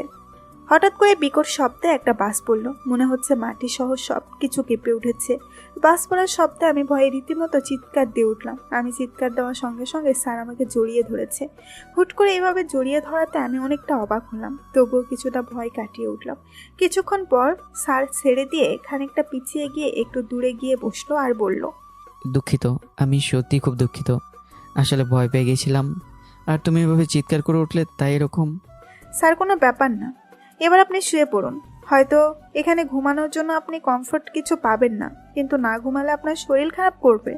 ওকে, তুমিও শুয়ে পড়ো। আর শোনো, অন্য চট বিছানোর কোনো দরকার নেই, তুমি ওদিকটায় শুয়ে পড়ো, আমি এই পাশটায় শুয়ে পড়ছি। Okay sir. অনেকটা দূরত্ব বজায় রেখে শুয়ে পড়লাম, কিন্তু আমার ভীষণ ভয় করছে। একেই তো একা ঘুমানোর অভ্যাস নেই, সবসময় কাউকে না কাউকে পাশে নিয়ে ঘুমিয়েছি। এরকম একটা পরিবেশ, তার উপর ঝড় বৃষ্টি, কেন যে আবার তখন ভূতের কথা মনে করলাম। ভীষণ ভয় করছে, অনেকটা ভয় নিয়ে ঘুমানোর চেষ্টা করলাম, কখন যে ঘুমিয়ে পড়লাম মনে নেই। কিছু মানুষ জনের কথা শুনে ঘুম ভেঙে গেল। উঠে দেখি একে স্যার আমাকে কোলবালিশ বানিয়ে ঘুমিয়ে আছে। বাইরে তাকিয়ে দেখি অনেক লোকজন বাইরে দাঁড়িয়ে আছে, আর ঝড় বৃষ্টিও থেমে গেছে, রোদ উঠেছে, মনে হয় অনেকটা বেলা হয়ে গেছে। অনেক কষ্টে স্যারকে আমার উপরে সরিয়ে দিলাম, তারপর ডেকে তুললাম, স্যার, স্যার উঠুন, স্যার উঠুন। স্যার চোখ খুলে নিজেকে আমার কাছাকাছি দেখে এক ঝটকায় নিজেকে ছাড়িয়ে নিয়ে দূরে গিয়ে বসে পড়ল। সরি, আসলে ইটস ওকে স্যার। এর মধ্যে দুজন লোক ভেতরে ঢুকে চিৎকার দিয়ে বাইরের লোকদের বলল, চেয়ারম্যান সাহেব ফেরা উঠেছে। ওপাশ থেকে একজন বলল, বাইরে নিয়ে আয় হ্যাঁ করে। ওই দুজন লোকের মধ্যে থেকে একজন বলে উঠল, বাইরে চলেন। কেন, বাইরে কি? হইয়া গেলেই দেখবেন আপনি। ওকে চলুন। নিশাত আসো তো। ওখান থেকে বাইরে বের হলাম। এ কি, এত লোকজন এখানে জড়ো হয়েছে কেন? মনে হচ্ছে এই এলাকার মানুষগুলো সব এখানে আছে, একজনও বাকি নেই। আমরা বাইরে যেতেই সবার মধ্যে থেকে একজন মধ্যবয়স্ক লোক বলে উঠল, আপনারা কেডা, এখানে কি চান? হারা হাইতে আমাকে ওই স্কুলে আইসেন নাহি? হ্যাঁ, আমরা এখানেই ছিলাম, আমরা শহর থেকে এসেছি। আমরা শ্যামলনগর যাচ্ছিলাম, কিন্তু পথিমধ্যে ঝড় বৃষ্টি শুরু হয়ে যায়। তখন কোত্থেকে কোথায় চলে এসেছি বুঝতে পারিনি, আর আপনাদের এখানে এসে আমাদের গাড়িটাও নষ্ট হয়ে যায়, তাই বাধ্য এখানে আশ্রয় নিয়েছিলাম। হিয়া তো বেচলাম, তয় এই মাইয়াটা কেডা, কি হয় আপনার? ও আমার পিএ। মাইনি মানে ও আমার অ্যাসিস্ট্যান্ট, আমার অফিসের স্টাফ। ওই মিয়া, এত ইংরেজি ফুরান কেন, বাংলা কন। মানে ও আমার অফিসে কাজ করে। তয় অফিসের মাইয়া লইয়া এখানে আইসেন কেন? আমরা অফিসের কাজে বের হয়েছিলাম। এই অফিসারের মাইয়া লইয়া আমাগো এই স্কুলের মধ্যে বইয়া এগোলে রাইট কাটাইতেছে কেন? মানে কি বলতে চান আপনি? দেখুন, আমাদের আর কোনো উপায় ছিল না, ঝড় বৃষ্টির মধ্যে এটাই আমাদের একমাত্র আশ্রয়স্থল ছিল। আমাকে স্কুলটা কি মাইয়া মানুষ লইয়া ফুর্তি করা জায়গা? কি বলছেন আপনারা এসব? দেখুন আপনারা ভুল ভাবছেন। আমাকে নিজের চোখে দেহাটা কি ভুল? কি দেখেছেন আপনারা যার জন্য এত বড় একটা কথা বলছেন? আমরা সবাই দেখছি যে কি বাইলে আপনি এই মাইয়াটা দোলাইয়া ঘুরাইয়া এলেন। তাতে কি প্রমাণ হয়? আর আমি ঘুমের মধ্যে ওকে ধরেছিলাম। ঘুমের মধ্যে তো মানুষ এরকম ধরতেই পারে। আমাকে যা দেখান যা বোঝান ইহা বুঝি। আপনারা আমাকে গ্রামের মান সম্মান খোলাইছেন, আমাকে স্কুলের সম্মান খোলাইছেন। দেখুন আপনারা ভুল ভাবছেন, এমন কিছুই হয়নি যার জন্য আপনাদের গ্রামের বা আপনাদের এই স্কুলের মান সম্মান যেতে পারে। দেখামা এই পোলা দেখা মনে হইতাছে অনেক বড় লোক, আর মনে হয় তোমাগো বিয়াও হয় নাই। এই পোলাই তোমার যা ক্ষতি করেছে, এখন হেয়া তোমার ভুল মনে নাও হইতে পারে, কিন্তু শহরে নিয়ে যদিও তোমারে বিয়া না কইরা ছাইরা চইলা যাই, তখন তোমার কি হইব এটা কও দেহি। বিয়ে করব মানে? কি বলছেন আপনারা এসব? দেখছো মা, এই নি তোমারে স্বীকার করে না, পরে তো আর মাইনাই নেবে না। দেখুন আপনাদের কোথাও একটা ভুল হচ্ছে। আমাদের মধ্যে এমন কোনো সম্পর্ক নেই যার জন্য উনি আমাকে বিয়ে করতে পারে। তুমি এখন ব্যাপারটা বুঝতে চাইছো না, পরে যখন তোমারে ধোকা দেব তখন বুঝবা।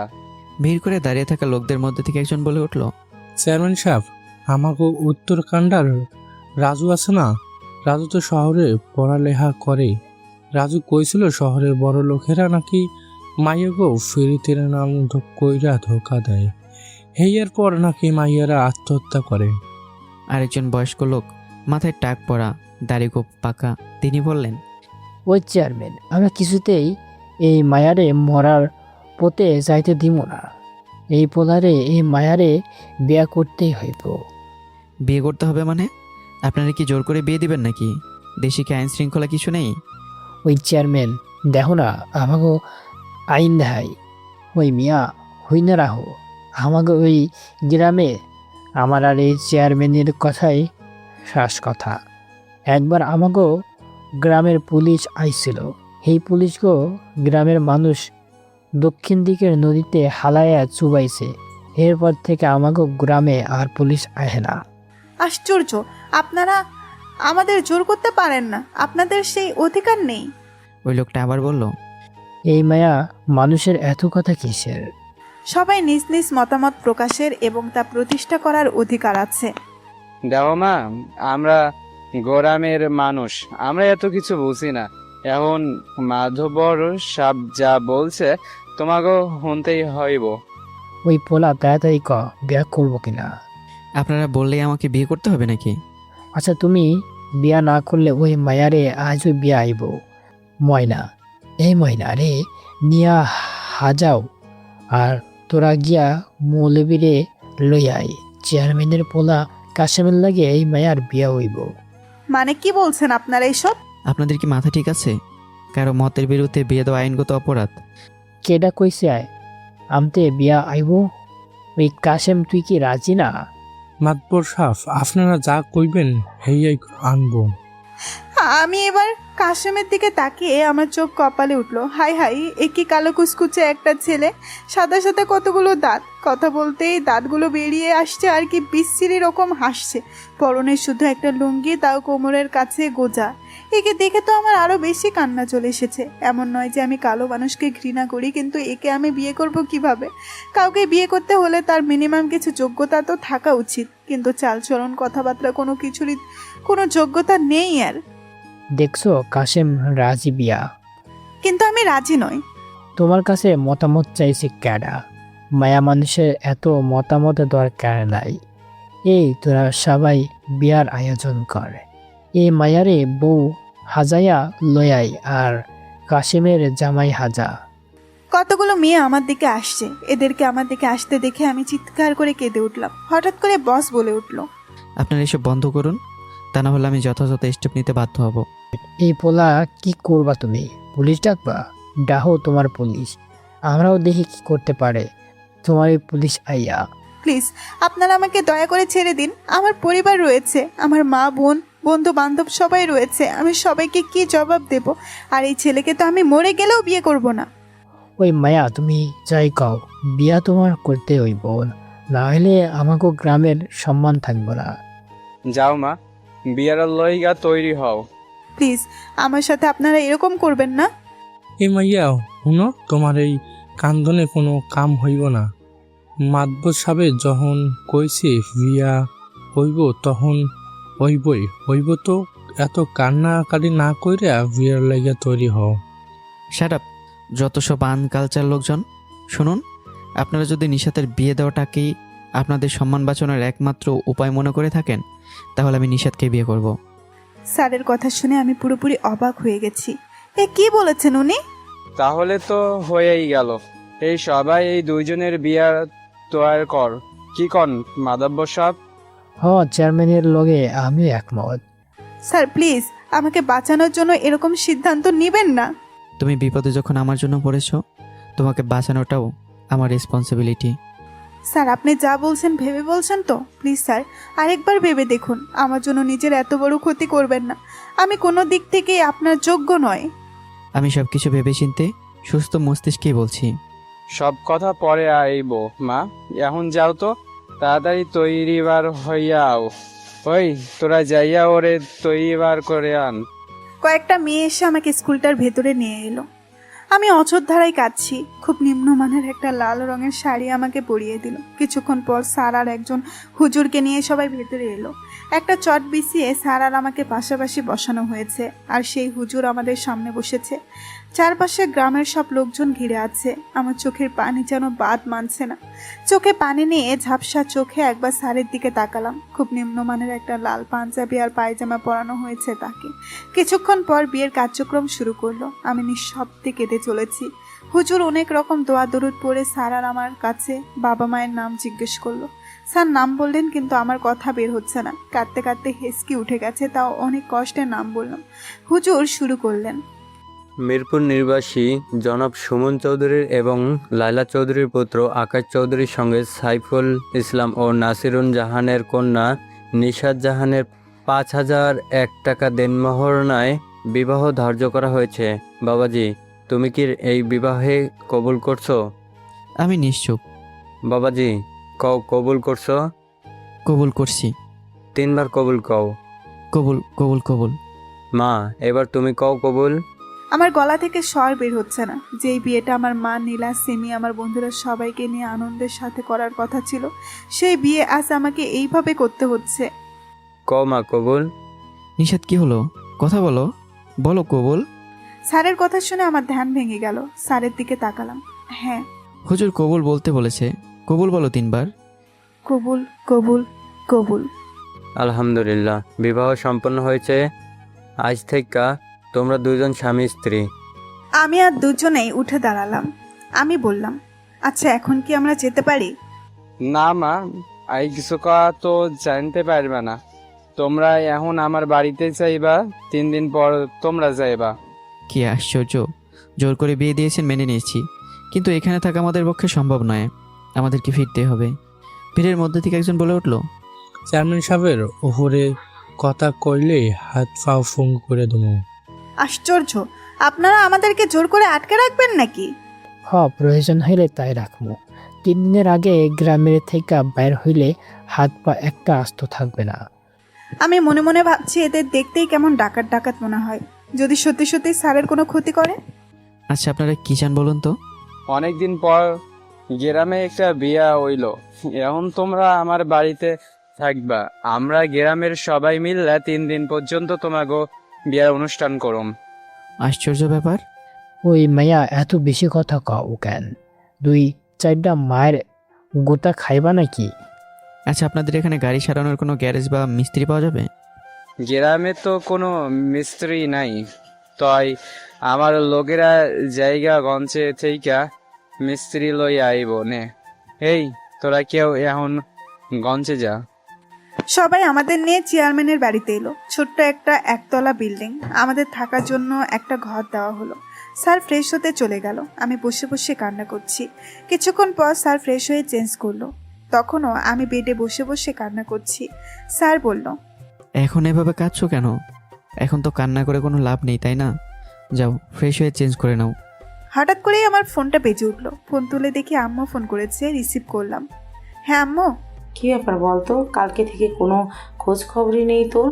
কতবার ফোন করলাম, ফোন বন্ধ পেয়েছি, এইমাত্র কল ঢুকলো।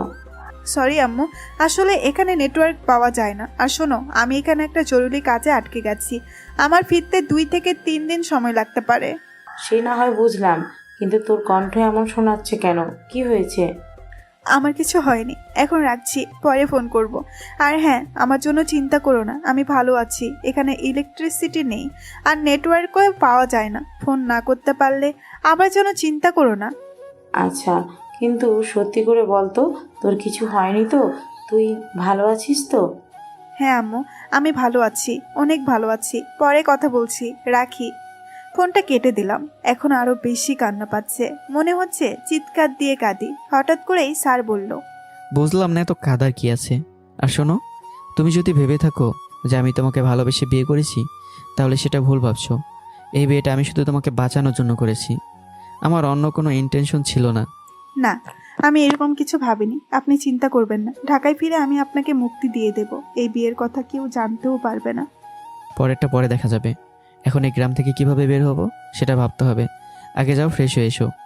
ফ্রেশ হয়ে চেঞ্জ করে নিলাম, তারপর ব্রেকফাস্ট করলাম। বিকেলের মধ্যে গাড়িটা ঠিক হয়ে গেছে, কিন্তু এখন থেকে বেরোনোর কোনো সুযোগ পাচ্ছি না। চেয়ারম্যানের এই বাড়িটা একেবারে বিয়ে বাড়ির মতো সাজিয়েছে, রীতিমতো অনুষ্ঠান শুরু হয়ে গেছে। ঢাক ঢোল পিটিয়ে সবাই গান গাইছে, নাচছে, খাওয়া দাওয়ার ব্যবস্থা হয়েছে, পুরো গ্রাম জুড়ে উৎসব শুরু হয়ে গেছে আমাদের বিয়ে নিয়ে। কিন্তু আমার এসব কিছুই ভালো লাগছে না, তবুও জোর করে সব কিছুতে পার্টিসিপেট করতে হচ্ছে। আমার ভীষণ মাথা ব্যথা করছে, মাথা চেপে ধরে শুয়ে আছি আর চোখ থেকে পানি পড়ছে। এর মধ্যেই স্যার রুমে এলো। এই শোনো, আমার ভীষণ ঘুম পাচ্ছে। এখানে তো সোফাও নেই, আর আমার মাটিতে ঘুমানোর কোনো অভ্যাসও নেই। তুমি এই পাশে থাকো, আমি ওই পাশে ঘুমিয়ে পড়ছি। আমি মাথা খাড়া করে উঠতে পারছি না, এতটা যন্ত্রণা হচ্ছে। আমাকে এভাবে শুয়ে থাকতে দেখে স্যার বলল, এ কি, এভাবে শুয়ে আছো কেন? কি হয়েছে তোমার? প্রচণ্ড মাথা ব্যথা করছে। কাঁদো কাঁদো, আরও কাঁদো, তাহলে আর মাথা ব্যথা হবে না। যত সব। মেডিসিন নিয়েছো? না।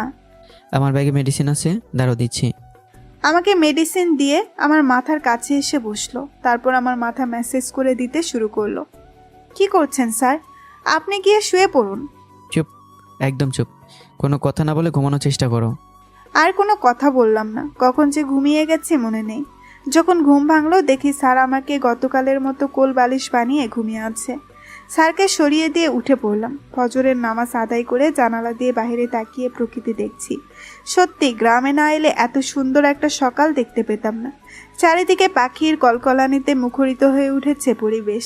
বাইরে ছোট্ট ছোট্ট গাছগুলো কতটা সুন্দর লাগছে, ঘাসগুলো দেখে খুব ভালো লাগছে। বাইরে গিয়ে খালি পায়ে কিছুক্ষণ ঘাসের উপর হাঁটলাম। বিকেলবেলা নদীর তীরে ঘুরতে গেলাম। চেয়ারম্যানের একটা মেয়ে আছে, মেয়েটা খুব ভালো, নাম খালেদা। ওর সাথে আরও কয়েকটা মেয়েকে নিয়ে আমাদের পুরো গ্রামটা ঘুরে দেখালো। গ্রামটা অনেক সুন্দর। এভাবেই 2 দিন কেটে গেল। এই 2 দিন স্যার আমার সাথে অনেকটা ফ্রি হয়ে গেছেন, আর প্রতিদিন কোলবালিশ মনে করে জড়িয়ে ধরে ঘুমিয়েছে। কিন্তু আমাকে তো আর ভুললে চলবে না যে সে আমাকে শুধুমাত্র বাঁচানোর জন্য বিয়ে করেছে। একটা মিথ্যে বিয়ে সম্পর্কে বেঁধেছেন উনি আমায়। এখান থেকে ফিরে গিয়ে ওনাকে সেই বাঁধন থেকে মুক্তি দিতে হবে আমায়। সকাল হতেই গ্রামের সবাইকে বিদায় দিয়ে বেরিয়ে পড়লাম শ্যামলনগর যাওয়ার উদ্দেশ্যে। শ্যামলনগর গিয়ে জমি দেখে জমির মালিকের সঙ্গে একটা ডিল করে ঢাকায় ব্যাক করলাম। বাসায় ফিরতে ফিরতে রাত 9টা বেজে গেছে। বাসায় গিয়ে ফ্রেশ হয়ে ডিনার করে ঘুমিয়ে পড়লাম। সকালে উঠে ফজরের নামাজ আদায় করে অফিসের জন্য রেডি হলাম। আজ স্যারকে নিয়ে উকিলের কাছে যেতে হবে, ডিভোর্সের ব্যাপারে কথা বলতে হবে। রেডি হয়ে বের হব এমন সময় আম্মু এলো। আম্মু, কিছু বলবে তুমি? না মানে হ্যাঁ। ঠিক আছে, একটু তাড়াতাড়ি বলো, আজকে আমার একটু তাড়া আছে। ঠিক আছে, অফিস থেকে আয়, তারপর বলবো। ঠিক আছে, আমি আসছি। আম্মুকে বলে অফিসে চলে এলাম। অফিসে এসেই বসের কেবিনে গেলাম। May I come in sir? হ্যাঁ এসো। স্যার, আজকে একটু আমার সাথে বেরোতে পারবেন? কোথায়? উকিলের কাছে যেতে হবে, আমাদের ডিভোর্সের ব্যাপারে কথা বলতে। আজ আমি বিজি আছি, অন্যদিন যাবো। ওকে? ওকে স্যার, আপনার যা ইচ্ছা। তবে স্যার, আমার একজন পরিচিত উকিল রয়েছে, ওনার সাথে আমি কথা বলেছি। উনি বলেছেন আপনাকে ওনার কাছে নিয়ে যেতে। আর স্যার, এই ফর্মটাতে একটা সাইন করে দিন। আসলে আজ অফিসে আসার পর উকিলের কাছ থেকে এই ফর্মটা নিয়ে এসেছি। এটা হচ্ছে ডিভোর্সের অ্যাপ্লিকেশনের ফর্ম। এটা ফিল আপ করে দুজন সাইন করে জমা দিতে হবে। মানে এটা কিসের ফর্ম? স্যার, এটা ডিভোর্স অ্যাপ্লিকেশন। রেখে যাও, আমি সাইন করে রাখবো। Okay sir. ওটা স্যারের রুমে রেখে নিজের কেবিনে চলে এলাম। দুপুরবেলা আম্মু ফোন করে বলল তাড়াতাড়ি বাসায় যেতে। স্যারের কাছ থেকে ছুটি নিয়ে বাসায় ফিরলাম। বাসায় ফিরে দেখি এ কি, নীল আর ওর বাবা মা এখানে কি করছে। সবার সাথে কথা বলে রুমে এসে ফোনটা রেখে ফ্রেশ হতে গেলাম। আমি ফোনটা ওখানে রেখে যাওয়ার পর নীল আমার রুমে আসে এবং সেই মুহূর্তে স্যার আমার ফোনে ফোন করে। ফোনটা নীল রিসিভ করে। হ্যালো, নিশাতের ফোন আপনি রিসিভ করেছেন? কে আপনি? আমি ওর হবু বর, কিন্তু আপনি কে? মানে নিশাতের সাথে আমার বিয়ের কথা চলছে। আপনি এক্ষুনি নিশাতকে ফোনটা দিন, কুইক। এর মধ্যেই আমি ওয়াশরুম থেকে বের হয়ে দেখি নীল আমার ফোন দিয়ে কার সাথে যেন কথা বলছে। আমি বের হতেই আমাকে বলল কে যেন আমার সাথে কথা বলতে চাই। আমি ফোনটা নিয়ে কানে ধরতেই 10 মিনিটের মধ্যে অফিসে আসো, না হলে আমি তোমার বাসায় চলে আসছি। Hello sir. স্যার, ধুর, ফোন কেটে দিয়েছে। আমার অফিসে যেতে আধা ঘন্টা টাইম লাগে, সেখানে আমি 10 মিনিটে কিভাবে পৌঁছাবো? এর মধ্যে সবাই খেতে বসেছে। আমি অফিসের উদ্দেশ্যে বের হতে যাচ্ছিলাম, কিন্তু নীলের মা মানে আন্টি জোর করে তাদের সাথে খেতে বসালো। প্রচুর পরিমাণে টেনশন হচ্ছে। স্যার এত জরুরি কেন যেতে বললো? টেনশনে আমার গলা দিয়ে খাবার নামছে না। স্যার কেন এত জরুরি যেতে বললো কে জানে। তাও আবার ছোড়াছুড়িতে খাওয়া শুরু করলাম। হঠাৎ করে কিছু ভাঙা শব্দে চমকে উঠলাম। পেছনে তাকিয়ে আমি পুরো বরফের মতো জমে গেছি, কারণ স্যার এসেছে। কি ভাঙলো দেখার জন্য নিচে তাকালাম। এ কি, স্যারের ফোনটা ভেঙে নিচে পড়ে আছে। মনে হচ্ছে উনি ফোনটা মাটিতে ছুঁড়ে মেরে ভেঙে ফেলেছে। কিন্তু এটা উনি কেন করলেন? ওনার চোখের দিকে তাকাতে পারছি না। চোখ দুটো রক্ত বর্ণ ধারণ করেছে আর চোখে মুখে ক্রোধের ছাপ উপস্থিত। তাকে দেখেই খাওয়া ছেড়ে উঠে দাঁড়ালাম। স্যার, আপনি হঠাৎ এখানে? তোমার সাহস কি করে হয় আমার কথা অমান্য করার? কি করেছি আমি? আবার আমাকে জিজ্ঞাসা করছো কি করেছো? আমি সত্যি বুঝতে পারছি না আপনি কি বলতে চাইছেন। তোমাকে আমি 10 মিনিটের মধ্যে অফিসে যেতে বলেছিলাম কি না? হ্যাঁ বলেছিলেন। তাহলে গেলে না কেন? সরি স্যার, দেখতেই তো আমি খেতে বসেছিলাম। আমি খাওয়া শেষ করেই যেতাম। ও হ্যাঁ, হবু বরের সঙ্গে খেতে বসেছো, তাকে কি ছেড়ে যাওয়া যায়? সরি, কি বলতে চাইছেন আপনি? হবু বর বলতে কি বুঝিয়েছেন? এত ন্যাকামো করার কোনো প্রয়োজন আছে বলে আমি দেখতে পাচ্ছি না। স্যার, আমি সত্যি বুঝতে পারছি না যে আপনি কিসের হবু বরের কথা বলছেন। দেখুন, এখানে আমার ফ্যামিলির সবাই আর আমার ফ্রেন্ড নিলয় আর তার মা বাবা আছে। এখানে আপনি হবু বর কোথায় দেখতে পেলেন? সিরিয়াসলি, এই নিলয় শুধুই তোমার বন্ধু? হ্যাঁ স্যার, এর বাইরে আমাদের আর কোনো সম্পর্ক নেই। শাট আপ, তুমি একটা মিথ্যাবাদী। তোমাদের বিয়ের কথা চলছে, এটা নিলয় আমাকে নিজে বলেছে। এটা কি সত্যি নয়? বিয়ে? তাও নিলয়ের সঙ্গে? কি বলছেন আপনি? আর এই নীল, তুই ওনাকে এটা কেন বললি? আমি যা সত্যি তাই বলেছি। সত্যি সত্যি তোর আর আমার বিয়ের কথা চলছে, আর আজ পারিবারিকভাবে তোর আর আমার এঙ্গেজমেন্ট। কি বলছিস সেসব তুই? আর আম্মু, তুমি আমাকে না জানিয়ে এসব কেন করলে? তুই তো বাসায় ছিলি না। সকালে বলতে চেয়েছিলাম, কিন্তু তখন তো তোর তাড়া আছে বলে বেরিয়ে গেলি। নীল, আম্মু না হয় কিছু জানে না, কিন্তু তুই তো শুনে এসব কেন করলি? তুই তো জানিস আমি তোকে বিয়ে করতে চাই না। তুই না চাইলেও তোকে আমাকেই বিয়ে করতে হবে। নীল এটা বলার সাথে সাথেই স্যার নীলকে মারতে লাগলো, কিন্তু আমি নীলের সামনে দাঁড়িয়ে স্যারকে সরিয়ে দিলাম। এখানে ঘটে যাওয়া ঘটনাতে সবাই হতবাক হয়ে নির্বাক হয়ে গেছে। খুব দরদ ওর জন্য, তাই না? খুব ভালোবাসা দুজনের মধ্যে। ওকে নিয়ে কতবার ডেটিংয়ে গিয়েছিলে বলো তো, যার জন্য এত মায়া ওর জন্য? স্যার, আপনি কিন্তু এবার আপনার লিমিট ক্রস করছেন। খুব গায়ে লাগছে দেখছি। অবশ্য লাগারই কথা। আপনি অত্যন্ত নোংরা মনের একজন মানুষ। আমি ভাবতে পারছি না একজন মানুষের কতটা নিচু মন মানসিকতা থাকলে এরকম চিন্তা ভাবনা মাথায় আসে। আমার হাতটা খুব জোরে চেপে ধরে আমাকে তার কাছে নিয়ে গেল আর বলল, এই নোংরা মনের মানুষটার সাথেই তোমার সারা জীবন থাকতে হবে, এটা ভালো করে মাথায় ঢুকে নাও। স্যার, আমার হাতটা ছাড়ুন, আমার লাগছে। নিশাত, কি হচ্ছে সব এখানে? আর তোর এই বস তোর সাথে এরকম ব্যবহার করছে কেন? নীল আমার কাছে এসে স্যারের হাত থেকে আমার হাতটা ছাড়ানোর চেষ্টা করলো। ওর হাতটা ছেড়ে দিন বলছি। আপনি আমাদের মধ্যে থেকে সরে যান। ওর হাত ধরার অধিকার আছে আমার, তাই ধরেছি আমি। আপনি আমাদের মধ্যে আসবেন না। অধিকার? কিসের অধিকার? ওর হাতে ব্যথা পাচ্ছে, ছেড়ে দিন ওকে। আর কোন অধিকারে আপনি ওকে টাচ করছেন? স্বামী হওয়ার অধিকারে। আমার স্ত্রীকে আমি মারবো, কাটবো, যা ইচ্ছা তাই করবো। আপনি তৃতীয় ব্যক্তি হিসেবে আমাদের মধ্যে ঢোকার চেষ্টা করবেন না, তাহলে আমার থেকে খারাপ কেউ হবে না। স্বামী মানে? কি বলছেন আপনি এসব? Yes, Nishat is my wife. আমি স্যারের কথা শুনে অবাক হয়ে গেছি। কি বলছেন উনি এসব? নীল আমাকে স্যারের কাছ থেকে এক ঝটকায় ছাড়িয়ে নিয়ে আমার 2 কাঁধে হাত রেখে বলল, কি বলছে উনি এসব? তুই কোনো কথা বলিস না কেন? How dare you touch my wife? নীলের কাছ থেকে আমাকে সরিয়ে নিয়ে নিজের পাশে দাঁড় করিয়ে দিল। প্লিজ আপনি চুপ করুন, আমি আপনার সাথে কথা বলতে চাই না। নিশু প্লিজ তুই বল, উনি কি সত্যি তোর স্বামী? ওনাকে তুই সত্যি বিয়ে করেছিস? নিশাদ, উনি যা বলছেন তা কি সত্যি? আম্মু, এটা ঠিক যে আমাদের দুজনের বিয়ে হয়ে গেছে, কিন্তু আম্মু আর কিছু বলতে না দিয়ে এসে আমাকে একটা চড় মারলো আর বলল, তুই এইভাবে আমাদের সবাইকে ঠকালি, আমাকে না জানিয়ে বিয়ে করে নিলি। আমাকে বললে কি আমি তোকে বাধা দিতাম? আমি তো তোকে বলেছিলাম বিয়ে করে নিতে, কিন্তু তুই তো বলি তুই এখন বিয়ে করতে চাস না। আর এটাও বলি তোর নাকি কোনো পছন্দের মানুষ নেই। তোর কথা শুনেই তো আমি নিলয়ের সঙ্গে তোর বিয়েটা ঠিক করলাম। আম্মুর কথা শুনে অনেক কান্না পাচ্ছে, 2 চোখ বেয়ে পানি গড়িয়ে পড়ছে। আম্মু সত্যিটা না জানিয়ে আমাকে ভুল বুঝলো। যে করেই হোক আম্মুর ভুল আমাকে ভাঙাতেই হবে। আম্মু আমার সামনে দাঁড়িয়ে নিঃশব্দে কান্না করছে। হঠাৎ করেই স্যার বলল, দেখুন, আপনি ভুল ভাবছেন। আপনি সবটা না জেনে নিশাতকে ভুল বলছেন। প্লিজ স্যার, এটা আমার পারিবারিক ব্যাপার, আমাদের মা মেয়ের মধ্যে আপনি ঢুকবেন না। দেখো, এখন এই পরিবারটি শুধু তোমার একার নয়, আমারও। আর তুমি শুধু এখন এই পরিবারের মধ্যে সীমাবদ্ধ নও, বরং তুমি এখন আমার জীবনের সঙ্গে জড়িয়ে গেছো। তুমি আমার স্ত্রী, তোমার প্রতি আমার কিছু দায়িত্ব কর্তব্য আছে। আর আমার স্ত্রীকে আমার সামনে যদি কেউ শুধু শুধু অপমান করে, তাহলে সে অপমানের জবাব দেওয়া স্বামী হিসেবে আমার দায়িত্ব। দায়িত্ব কর্তব্য? স্যার, আপনি তো এই বিয়েটা নিজের ইচ্ছাই করেননি, আর আপনি এই বিয়েটাকে মন থেকে মানেনও না। তাহলে দায়িত্ব কর্তব্য পালনের প্রশ্ন আসছে কোত্থেকে? আমি কি তোমাকে বলেছি যে আমি এই বিয়েটা মন থেকে মানি না? আমি তো শুধু বলেছি এই বিয়েটা করার আমার কোনো ইচ্ছে ছিল না, কিন্তু যেভাবেই হোক আমাদের বিয়েটা তো হয়েছে। এই সত্যিটাকে তো আমাদের মেনে নিতে হবে, তাই না?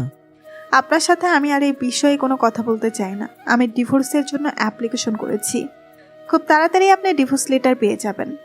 Shut up! তুমি কার অনুমতি নিয়ে ডিভোর্সের জন্য অ্যাপ্লিকেশন করেছো? নিশাদ, কি হচ্ছে আমাকে একটু খুলে বলবি প্লিজ? আমি আর এই ব্যাপারগুলো নিতে পারছি না। এইমাত্র শুনলাম তুই বিয়ে করেছিস, এখন আবার শুনছি তুই ওকে ডিভোর্স দিতে চাইছিস। কি হয়েছে একটু ক্লিয়ার করে বল। আমি বলছি শুনুন, সেদিন আমাদের শ্যামলনগর যাওয়ার প্ল্যান ছিল। আমার ড্রাইভার অসুস্থ থাকায় সে কাজে আসেনি, আর ম্যানেজারে যাওয়ার কথা ছিল, কিন্তু সে একটা জরুরি কাজে বিজি হয়ে পড়ে, তাই আমাদের সাথে যেতে পারেনি। তখন আমি আর নিশাত শ্যামলনগর যাওয়ার উদ্দেশ্যে বেরিয়ে পড়লাম, আর তারপর সব কিছু খুলে বললাম। ও আল্লাহ, এত কিছু ঘটে গেল, তুই আমাকে একবার জানালি না? সরি আম্মু, তোমাকে বললে তুমি আরও টেনশন করতে, তাই বলিনি। ফোনে না হয় না বলি, বাসায় এসে তো বলতে পারতি। কি বলতাম আমি? যে আমার বিয়ে হয়ে গেছে তোমাদেরকে ছাড়া? আর আমি তো বলার সুযোগই পাইনি। রাতে ফিরে ঘুমিয়ে পড়লাম, সকালে উঠে অফিসে চলে গেলাম। সরি মা, প্লিজ আমাকে ক্ষমা করে দে, আমি তোকে ভুল বুঝে। কি বলছো তুমি আম্মু? প্লিজ এভাবে বলো না। তুমি আমাকে মারবে, বকবে, যা ইচ্ছে তাই করবে, তার জন্য কারো কাছে কোনো কৈফিয়ত দেওয়ার প্রয়োজন নেই। বুঝতে পেরেছো? এরকম কথা আর কখনো বলবে না। এই তুমি কি বলতে চাও? নিশাতের সঙ্গে আমার কখনো ডিভোর্স হবে না, আমি হতেও দেব না। আর এটা তুমি ভালো করে মাথায় ঢুকিয়ে নাও। নীল, এখন একটু প্লিজ চুপ কর। আন্টি, আপনার সাথে আমার কিছু কথা আছে, এগুলো আপনাকে বলা ভীষণ জরুরি। বলো কি কথা? এখানে নয়, আপনি প্লিজ আমার সাথে আসুন। আর তোমরা সবাই এখানে ওয়েট করো, আমি এক্ষুনি আসছি। আর স্যার, আপনিও বসুন। আন্টিকে নিয়ে আমার রুমে চলে এলাম। আন্টি বললেন, বলো নিশাত, কি বলবে? আন্টি, আপনি আমাকে কথা দিন যে আমার কথা রাখবেন। ওকে কথা দিলাম, এবার বলো। আন্টি, আমি জানি এই পৃথিবীর মধ্যে নিলয় যদি কারো কথা শুনে থাকে সে হলেন আপনি। তাই আমার বিশ্বাস একমাত্র আপনিই পারবেন এই কাজটা করতে। কি হয়েছে নিশাত, আমাকে খুলে বলো। আন্টি, আমি সত্যি জানতাম না যে নিলয় আমাকে ভালোবাসে। আমি ভাবতাম নিলয় আমাকেও সবার মতো বেস্ট ফ্রেন্ড ভাবে, কিন্তু সেদিন জানতে পারি নিলয় আমাকে ভালোবাসে। আর ওই দিনই আমি জানতে পারি যে ইরা নিলয়কে ভালোবাসে। আন্টি, আপনিই বলুন আমি কিভাবে আমাদের বন্ধুত্বের মধ্যে ফাটল ধরাবো? আর আমি তো নিলয়কে ভালোবাসি না, ইরা নিলয়কে অনেক ভালোবাসে। তাই আমি চাই ইরা নিলয়ের জীবন সঙ্গী হোক। নীল জানে যে ইরা ওকে ভালোবাসে? হ্যাঁ আন্টি, সেটা অনেক আগে থেকেই জানে। আমি সব জানার পর ওকে অনেক বুঝিয়েছি, কিন্তু ও আমার কথা শোনেনি। তাই আমি সব কিছু আপনাকে জানালাম। এখন আপনি নীলকে একটু বোঝান। ঠিক আছে, আমি দেখছি ব্যাপারটা। Thank you aunty. আচ্ছা চলুন এবার খেয়ে নেবেন। আচ্ছা চলো। বাহিরে আসতেই দেখি সবাই আমাদের জন্য ওয়েট করছে। আম্মু সবার জন্য খাবার সাজাচ্ছে। আমাকে দেখেই আম্মু বলল, কথা শেষ হয়ে থাকে সবাইকে নিয়ে খেতে আয়। আসছি আম্মু। সবাইকে নিয়ে খেতে গেলাম। স্যারও আছে আমাদের সঙ্গে। খাওয়া শেষ করে কিছুক্ষণ রেস্ট নিয়ে আঙ্কেল আন্টি নীলকে নিয়ে চলে গেল। স্যারকে কোথাও দেখতে পাচ্ছি না। আমি আমার রুমে চলে গেলাম। এ কি, স্যার আমার বেডে শুয়ে আছে? এ কি স্যার, আপনি এখানে? হ্যাঁ, ফার্স্ট টাইম শ্বশুর বাড়িতে এলাম, ভালোই লাগছে। ঘুরতে ঘুরতে এখানে চলে এসেছি আর বুঝতে পারলাম এটা আমার বইয়ের রুম, তাই শুয়ে পড়লাম। স্যার এইভাবে মিথ্যা মায়া বাড়ানোর কি কোনো মানে আছে? মিথ্যা মায়া মানে? কিছু না স্যার। তবে স্যার কোনো চিন্তা করবেন না, খুব তাড়াতাড়ি আপনি মুক্তি পেয়ে যাবেন। এই কথাটা যদি আরেকবার বলো না, বলে দিচ্ছি, তাহলে আমার থেকে খারাপ আর কেউ হবে না। স্যার অন্তত আমার সাথে এই নাটকগুলো করা বন্ধ করুন প্লিজ। আমার ইমোশনসগুলোকে তোমার নাটক মনে হয়? আপনি তো আমাকে পছন্দও করেন না, তাহলে আমি এগুলোকে নাটক ছাড়া আর কি ভাববো? শোয়া থেকে উঠে বসে আমার হাত ধরে টেনে নিয়ে আমাকে ঘুরিয়ে তার কোলে বসিয়ে দিল। তারপর আমার ঘাড়ে মুখ গুজে দিয়ে বলতে শুরু করলো, কে বলেছে আমি তোমাকে পছন্দ করি না? আমি তোমাকে অনেক আগে থেকেই পছন্দ করি। সিমির অ্যাক্সিডেন্টের দিন তুমি অফিস থেকে বের হওয়ার পর আমিও বেরিয়েছিলাম। অফিসে ভালো লাগছিল না, তাই বেরিয়ে রেস্টুরেন্টে গিয়েছিলাম। তারপর যখন রায়ানের সাথে তোমাকে ওখানে হাত ধরা অবস্থায় দেখতে পেলাম, তখন আমার খুব খারাপ লেগেছিল। আমি ওখান থেকে বেরিয়ে তোমাকে ফোন করি এবং ওখান থেকে অফিসে চলে যাই। আর তারপরই তোমার উপর ওইভাবে রিয়্যাক্ট করেছিলাম। তুমি জানো সেদিন প্রথমে কেন আমি বিয়েটা করতে চাইনি? কারণ আমি আগে মাম্মা পাপ্পাকে তোমার কথা বলেছি। তারা দুজনে এখন অস্ট্রেলিয়াতে আছে। তারা বলেছিল যে দেশে ফিরে তোমাকে আমার বউ করে নিয়ে যাবে। আর সেদিন এইভাবে আমাদের বিয়েটা হবে আমি ভাবতে পারিনি। আমি চাইছিলাম না যে মামা পাপাকে ছেড়ে তোমার ফ্যামিলি সবাইকে ছেড়ে এভাবে বিয়ে হোক, তাই আমি প্রথমে বিয়েটা করতে চাইনি। আমি চুপ করে ওনার কথা শুনছিলাম, কিন্তু হঠাৎ করে উনি আমার ঘাড়ে নাক ঘষতে লাগলো। ওনার ছোঁয়াতে আমার সারা শরীর যেন কেঁপে উঠল। আমি ওনার থেকে ছাড়া পাওয়ার জন্য ছটফট করতে লাগলাম। তিনি আবার বলল, এই তুমি এত ছটফট করছো কেন? একটু শান্ত হয়ে বসো না। জানো তখন তুমি অফিস থেকে চলে আসার পর আমার কেমন যেন লাগছিল, তাই তোমাকে ফোন করেছিলাম, কিন্তু নীলই ফোন তোলে। আর ও বলল ওর সাথে তোমার বিয়ের কথা চলছে। আমি তখন নিজেকে সামলাতে পারিনি, রাগে আমার পুরো শরীর কাঁপছিল। সে অবস্থায় একা ড্রাইভ করে তোমার বাসায় চলে এসেছি। তারপরে এসে যখন দেখলাম ওর সঙ্গে তুমি খেতে বসেছ, তখন রাগে আমার পুরো শরীর গজগজ করছিল। রাগ সামলাতে না পেরে ফোনটা আছাড় মেরে ভেঙে ফেলেছি। মাম্মা পাপ্পা আগামীকাল দেশে ফিরবে। আর তারপর স্যারের কথা বলার মধ্যেই দরজার উপাস থেকে কেউ বলে উঠল, এই আমরা কিন্তু কিছু দেখিনি। এদের দিকে তাকিয়ে আমি পুরো অবাক, কারণ নীলা আর সিমি আমার রুমে ঢুকে অন্যদিকে ঘুরে দাঁড়িয়েছে। আমি তাড়াতাড়ি স্যারের কাছ থেকে সরে দূরে গিয়ে দাঁড়ালাম আর ওদেরকে জিজ্ঞেস করলাম, নীলা, সিমি, ওদিকে ঘুরে আছিস কেন? এখানে আয়। ওরা দুজন আমার কাছে এসে দাঁড়িয়েছে। ওদেরকে স্যার প্রশ্ন করলো, সিমি তুমি এখন কেমন আছো? জি আলহামদুলিল্লাহ ভালো, আপনি? আমি কি করে ভালো থাকি বলো? তোমার বোন তো আমাকে ভালো থাকতেই দিল না। আচ্ছা আমার কথা এখন বাদ দাও। নীলা তোমার পড়াশোনা কেমন চলছে? ভালো। আপু, আম্মু তোমাকে ডাকছে, সেটাই বলতে এসেছিলাম। এই সিমি চল। আপু, আম্মুর কাছে পরে গেলেও হবে, তুমি ভাইয়ার কাছে থেকো, আমাদের একটু কাজ আছে, আমরা যাচ্ছি। আচ্ছা ঠিক আছে, তুই যা, সিমি এখানেই থাক। না আপু, আমাকেও যেতে হবে। এই চল তাড়াতাড়ি। আরে শোন। ধুর, চলে গেল। ওরা রুম থেকে বেরোতেই স্যার উঠে দাঁড়িয়ে আমার হাত ধরে টেনে তার কাছে নিয়ে গেল। করছেনটা কি? ওরা কি ভাবলো বলুন তো? কি আর ভাববে, বাবার কি আছে। উনি আমার গালে হাত দিয়ে আস্তে আস্তে আমার দিকে এগোতে লাগলো। আমি এক ঝটকায় নিজেকে ছাড়িয়ে নিয়ে দূরে গিয়ে দাঁড়ালাম। একদম আমার কাছে আসার চেষ্টা করবেন না। সে কি, কেন? আমরা তো এখন স্বামী স্ত্রী।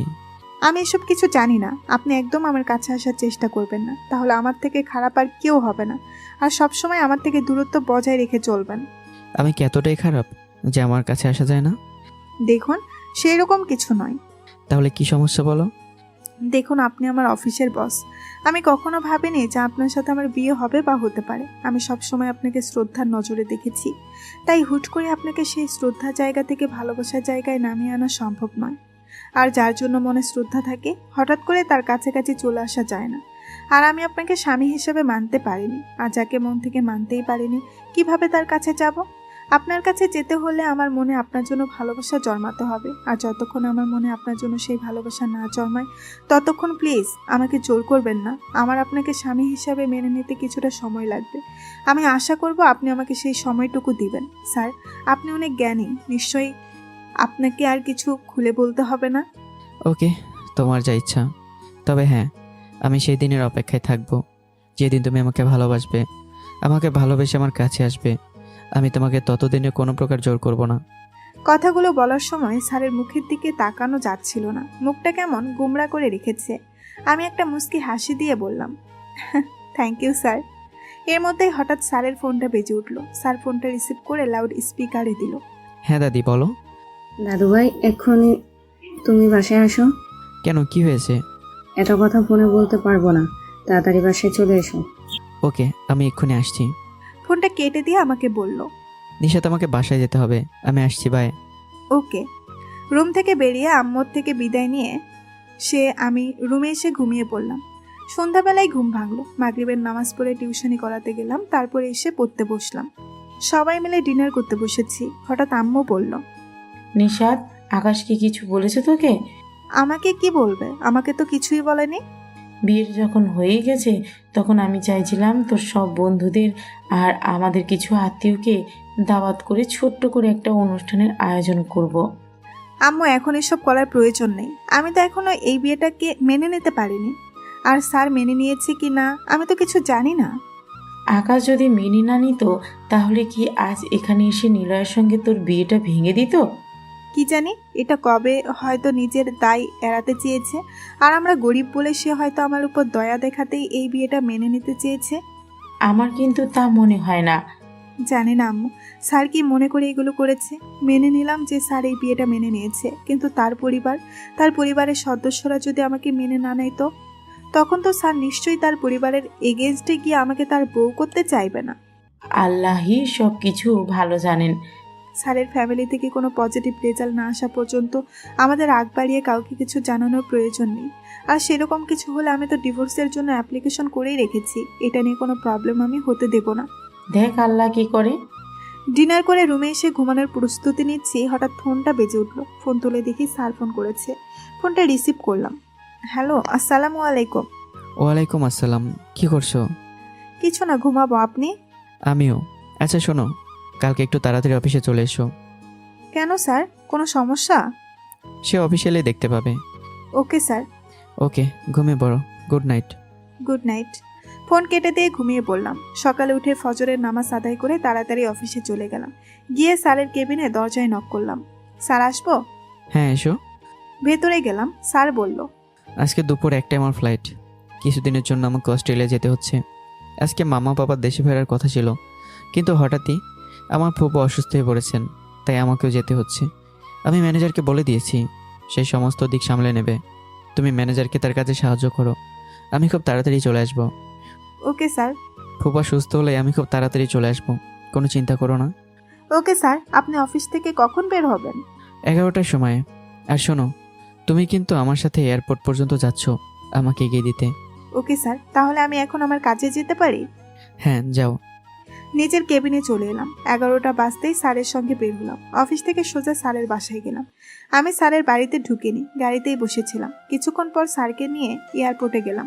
স্যার আমাকে বিদায় দিয়ে এয়ারপোর্টের ভেতর গেলেন, তবে যাওয়ার সময় বারবার পেছন ফিরে তাকাচ্ছিল। স্যারকে বিদায় দিয়ে আমি অফিসে চলে গেলাম। অফিস টাইম শেষ হলে বাসায় ফিরলাম।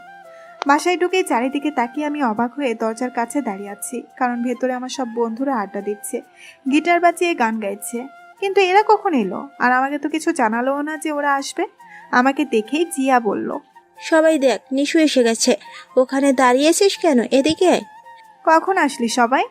কিছুক্ষণ আগে। তাড়াতাড়ি ফ্রেশ হয়ে আয়, একটা খুশির খবর আছে। কি খুশির খবর? আগে ফ্রেশ হয়ে আয়, তারপর বলবো। ওকে, আসছি। রুমে এসে ফ্রেশ হলাম, তারপর ওদের কাছে গেলাম। গিয়ে দেখি আম্মু সবাইকে নাস্তা দিচ্ছে। নীলা, সিমি ওখানে বসে আছে। আমি গিয়ে জিয়ার পাশে বসলাম। নীলা, সিমি যাও পড়তে বসো। ওকে আপু, যাচ্ছি। ওরা চলে গেল। তারপর আমি বললাম, এখন বল কি খুশির খবর? খুশির খবর হলো আমাদের নীল ইরাকে অ্যাকসেপ্ট করেছি। আর এটা তো খুবই ভালো খবর। ইরা, কংগ্রাচুলেশন। থ্যাংক ইউ দোস্ত, এটা শুধু তোর জন্যই সম্ভব হয়েছে। আরে আমি আবার কি করলাম? দেখ আর নাটক করিস না, নীল আমাকে সবটাই বলেছে। এই নীল, বল ওকে কি বলেছিস? এটাই যে তুই আন্টি কে ইরার কথা বলছিস, আর তাই তো আন্টি নীলকে বলেছে ইরাকে নীলের বউ করবে, সেজন্যই নীল ইরাকে অ্যাকসেপ্ট করলো। আচ্ছা যাই হোক, এখন এসব বাদ দে। রায়ান, তোর কি খবর বলতো? কি করছিস আজকাল? এনার কথা আর বলিস না, উনি নতুন নতুন প্রেমে পড়েছে। কি বলছিস? আমাকে তো কিছুই জানালি না। যা, তোদের সঙ্গে আর কথা বলবো না। তোকে জানাবে কিভাবে? তুই তো এখানে ছিলি না, তোকে ফোনও পাওয়া যাচ্ছিল না। মেয়েটাকে কে আবার? আমাদের জিয়া। মানে তোরা এত দূর এগিয়ে গেলি অথচ আমি এসবের কিছুই জানি না? প্লিজ রাগ করিস না, এসব আগে থেকে কিছু হয়নি। কয়েকদিন আগে থেকে রায়ানকে ভালো লাগতে শুরু করে, তাই অন্য কিছু চিন্তা না করে প্রপোজ করে ফেলেছি। কি তুই? হ্যাঁ, এতে এত অবাক হওয়ার কি আছে? কিছু না। আচ্ছা, সবাইকে অল দ্য বেস্ট। তবে হ্যাঁ, যে যাই করিস না কেন দেখিস আমাদের বন্ধুত্বটা যেন কখনো নষ্ট না হয়। একদম চিন্তা করিস না, আমরা সবাই জীবনের শেষ দিন পর্যন্ত বন্ধু হয়ে থাকবো।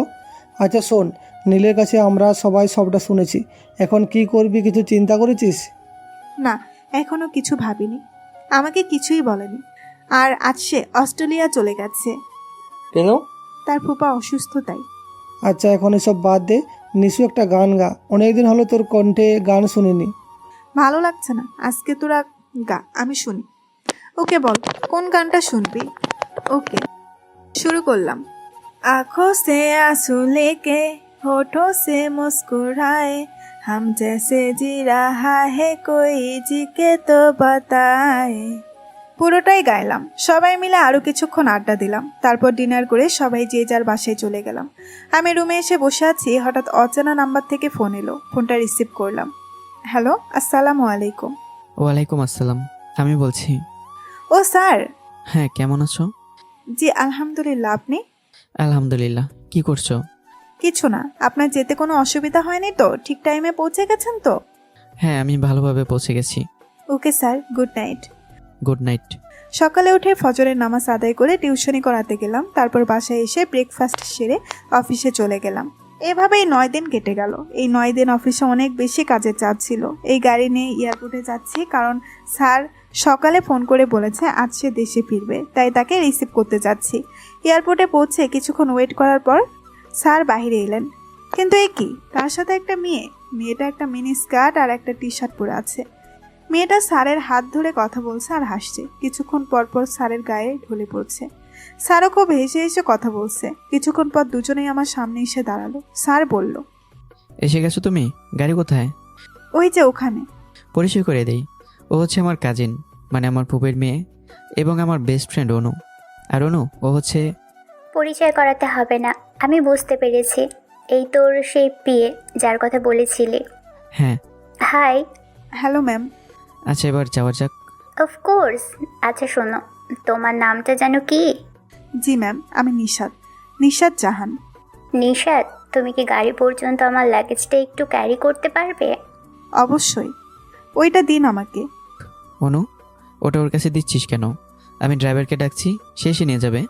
নিশাত নিলে কি প্রবলেম? স্যার, আমার কোনো সমস্যা হবে না, আপনি এগোন, আমি আসছি। অনু ম্যামের কাছ থেকে লাগেজটা নিয়ে গাড়িতে তুলে দিলাম। আমি গাড়ির বাইরে দাঁড়িয়ে আছি। স্যার বলল, অনু আর নিশাত পিছন সিটে বসো, আমি সামনে বসছি। না, তুই এখানে আয়, আমি তোর সাথে বসবো। নিশাত, তুমি সামনে যাও। Okay ma'am. আমি গিয়ে ড্রাইভারের পাশের সামনে বসলাম, আর স্যার আর অনু পিছনে বসলো। গাড়ি চলতে শুরু করলো। লুকিং গ্লাসে দেখতে পাচ্ছি অনু স্যারের একটা হাত জড়িয়ে ধরে স্যারের কাঁধে মাথা রেখে বসে আছে, আর সেদিকে স্যারের কোনো ভুরুক্ষেপ নেই। ওনাকে দেখে মনে হচ্ছে এটা ওনার কাছে খুব নর্মাল, যে নিত্যদিনকার অভ্যাস। এসব দেখে কেন জানি না খুব খারাপ লাগছে। অন্য সময় গাড়িতে বসলেই ঘুম চলে আসে, কেন জানি না আজ ঘুম আসছে না। মনটা খুব খারাপ লাগছে, কিছুই ভালো লাগছে না। আমি গাড়ির জানালা দিয়ে বাহিরে তাকিয়ে আছি। 40 মিনিট গাড়ি চলার পর আমরা অফিসের খুব কাছাকাছি চলে এসেছি। স্যার এখান থেকে সোজা বাসায় যাবে হয়তো, আমাকেও সাথে নিয়ে যেতে চাইছে, কিন্তু আমি এসব সহ্য করতে পারছি না। ড্রাইভার আঙ্কেলকে বললাম, আঙ্কেল গাড়িটা থামান। কেন? স্যার আমাকে অফিসে যেতে হবে। আজকে আর অফিসে যেতে হবে না, আমার সাথে বাসায় যাবে, চলো। না স্যার, আমাকে যেতেই হবে। আমার ভীষণ জরুরি কিছু কাজ আছে, সেগুলো আজকের মধ্যেই কমপ্লিট করতে হবে। ওকে, তাহলে যাও। থ্যাংক ইউ স্যার, আসছি আমি। গাড়ি থেকে নেমে অফিসে চলে এলাম, কিন্তু কোনো কাজেই মন বসাতে পারছি না। কেমন অস্থির অস্থির লাগছে, আর বুকের ভেতর মনে হচ্ছে ভীষণ চিনচিনি ব্যথা করছে। কি করলে যে একটু শান্তি পাবো বুঝতে পারছি না। ওই মেয়েটাকে স্যারের সঙ্গে ওইভাবে দেখে কি আমার মনে এরকম উথাল পাথাল হচ্ছে? তবে কি আমি স্যারকে ভালোবেসে ফেলেছি? না না, কি ভাবছি আমি এসব? এটা কখনোই হতে পারে না। আমি তাকে ভালোবাসি না, ভালোবাসতে পারি না, কিছুতেই না। এটা কখনোই সম্ভব নয়। কিন্তু আমার মনটা কিছুতেই ভালো লাগছে না। জেলাস ফিলিংস কাকে বলে তা আমি জানি না, কিন্তু অনুকে কিছুতেই স্যারের সঙ্গে সহ্য করতে পারছি না আমি। না, আজকে আর অফিস করতে পারবো না আমি। ম্যানেজারের থেকে ছুটি নিয়ে সব বন্ধুদেরকে ফোন করে রেস্টুরেন্টে আসতে বললাম। আমার যখনই কোনো কষ্ট হয় বন্ধুদের সঙ্গে আড্ডা দিই, এতে আমার মন একদম ভালো হয়ে যায়। বন্ধুদের সাথে আড্ডা দিয়ে সন্ধ্যাবেলায় বাসায় ফিরলাম। আমার সারাদিনের ক্লান্তি কষ্ট মায়ের মুখের দিকে তাকালেই উধাও হয়ে যায়। আর আমার সাথে যা কিছু ঘটে আমি সবসময় আম্মুকে শেয়ার করি। মা হচ্ছে পৃথিবীর সবার থেকে ভালো বন্ধু। বাসায় ফিরে আম্মুকে সব কিছু শেয়ার করলাম। সব শুনে আম্মু শুধু একটা কথাই বলল, ধৈর্য ধরো, আল্লাহ সব কিছু ঠিক করে দেবে। যাক, আম্মুকে সব কিছু বলার পর এখন মনটা অনেক হালকা লাগছে। রাতে কিছু খেতে ইচ্ছে করছে না, তাই না খেয়েই ঘুমিয়ে পড়লাম। সকালে উঠে ফজরের নামাজ আদায় করে নাস্তা করলাম। আম্মুর সাথে কিছুক্ষণ আড্ডা দিয়ে অফিসে চলে গেলাম। অফিসে ঢুকতেই গার্ড বলল স্যার তার কেবিনে যেতে বলেছে। স্যারের কেবিনের দরজার সামনে এসে যা দেখলাম তাতে আমি ওখানে পাথর হয়ে দাঁড়িয়ে আছি, কারণ স্যার চেয়ারে বসে বসে কাজ করছে আর পেছন থেকে অনু স্যারকে গালে কিস করছে। আর স্যার অনুকে কিছু না বলে নিজের কাজ করেই যাচ্ছে। করুক কিস, তাতে আমার কি? অনুও যেমন উনিও তেমন, এদের যা ইচ্ছা তাই করুক, আমার কিচ্ছু যায় আসে না। এসব চিন্তাভাবনা মাথা থেকে ঝেড়ে ফেললাম। দরজায় নক করলাম। স্যার আসবো?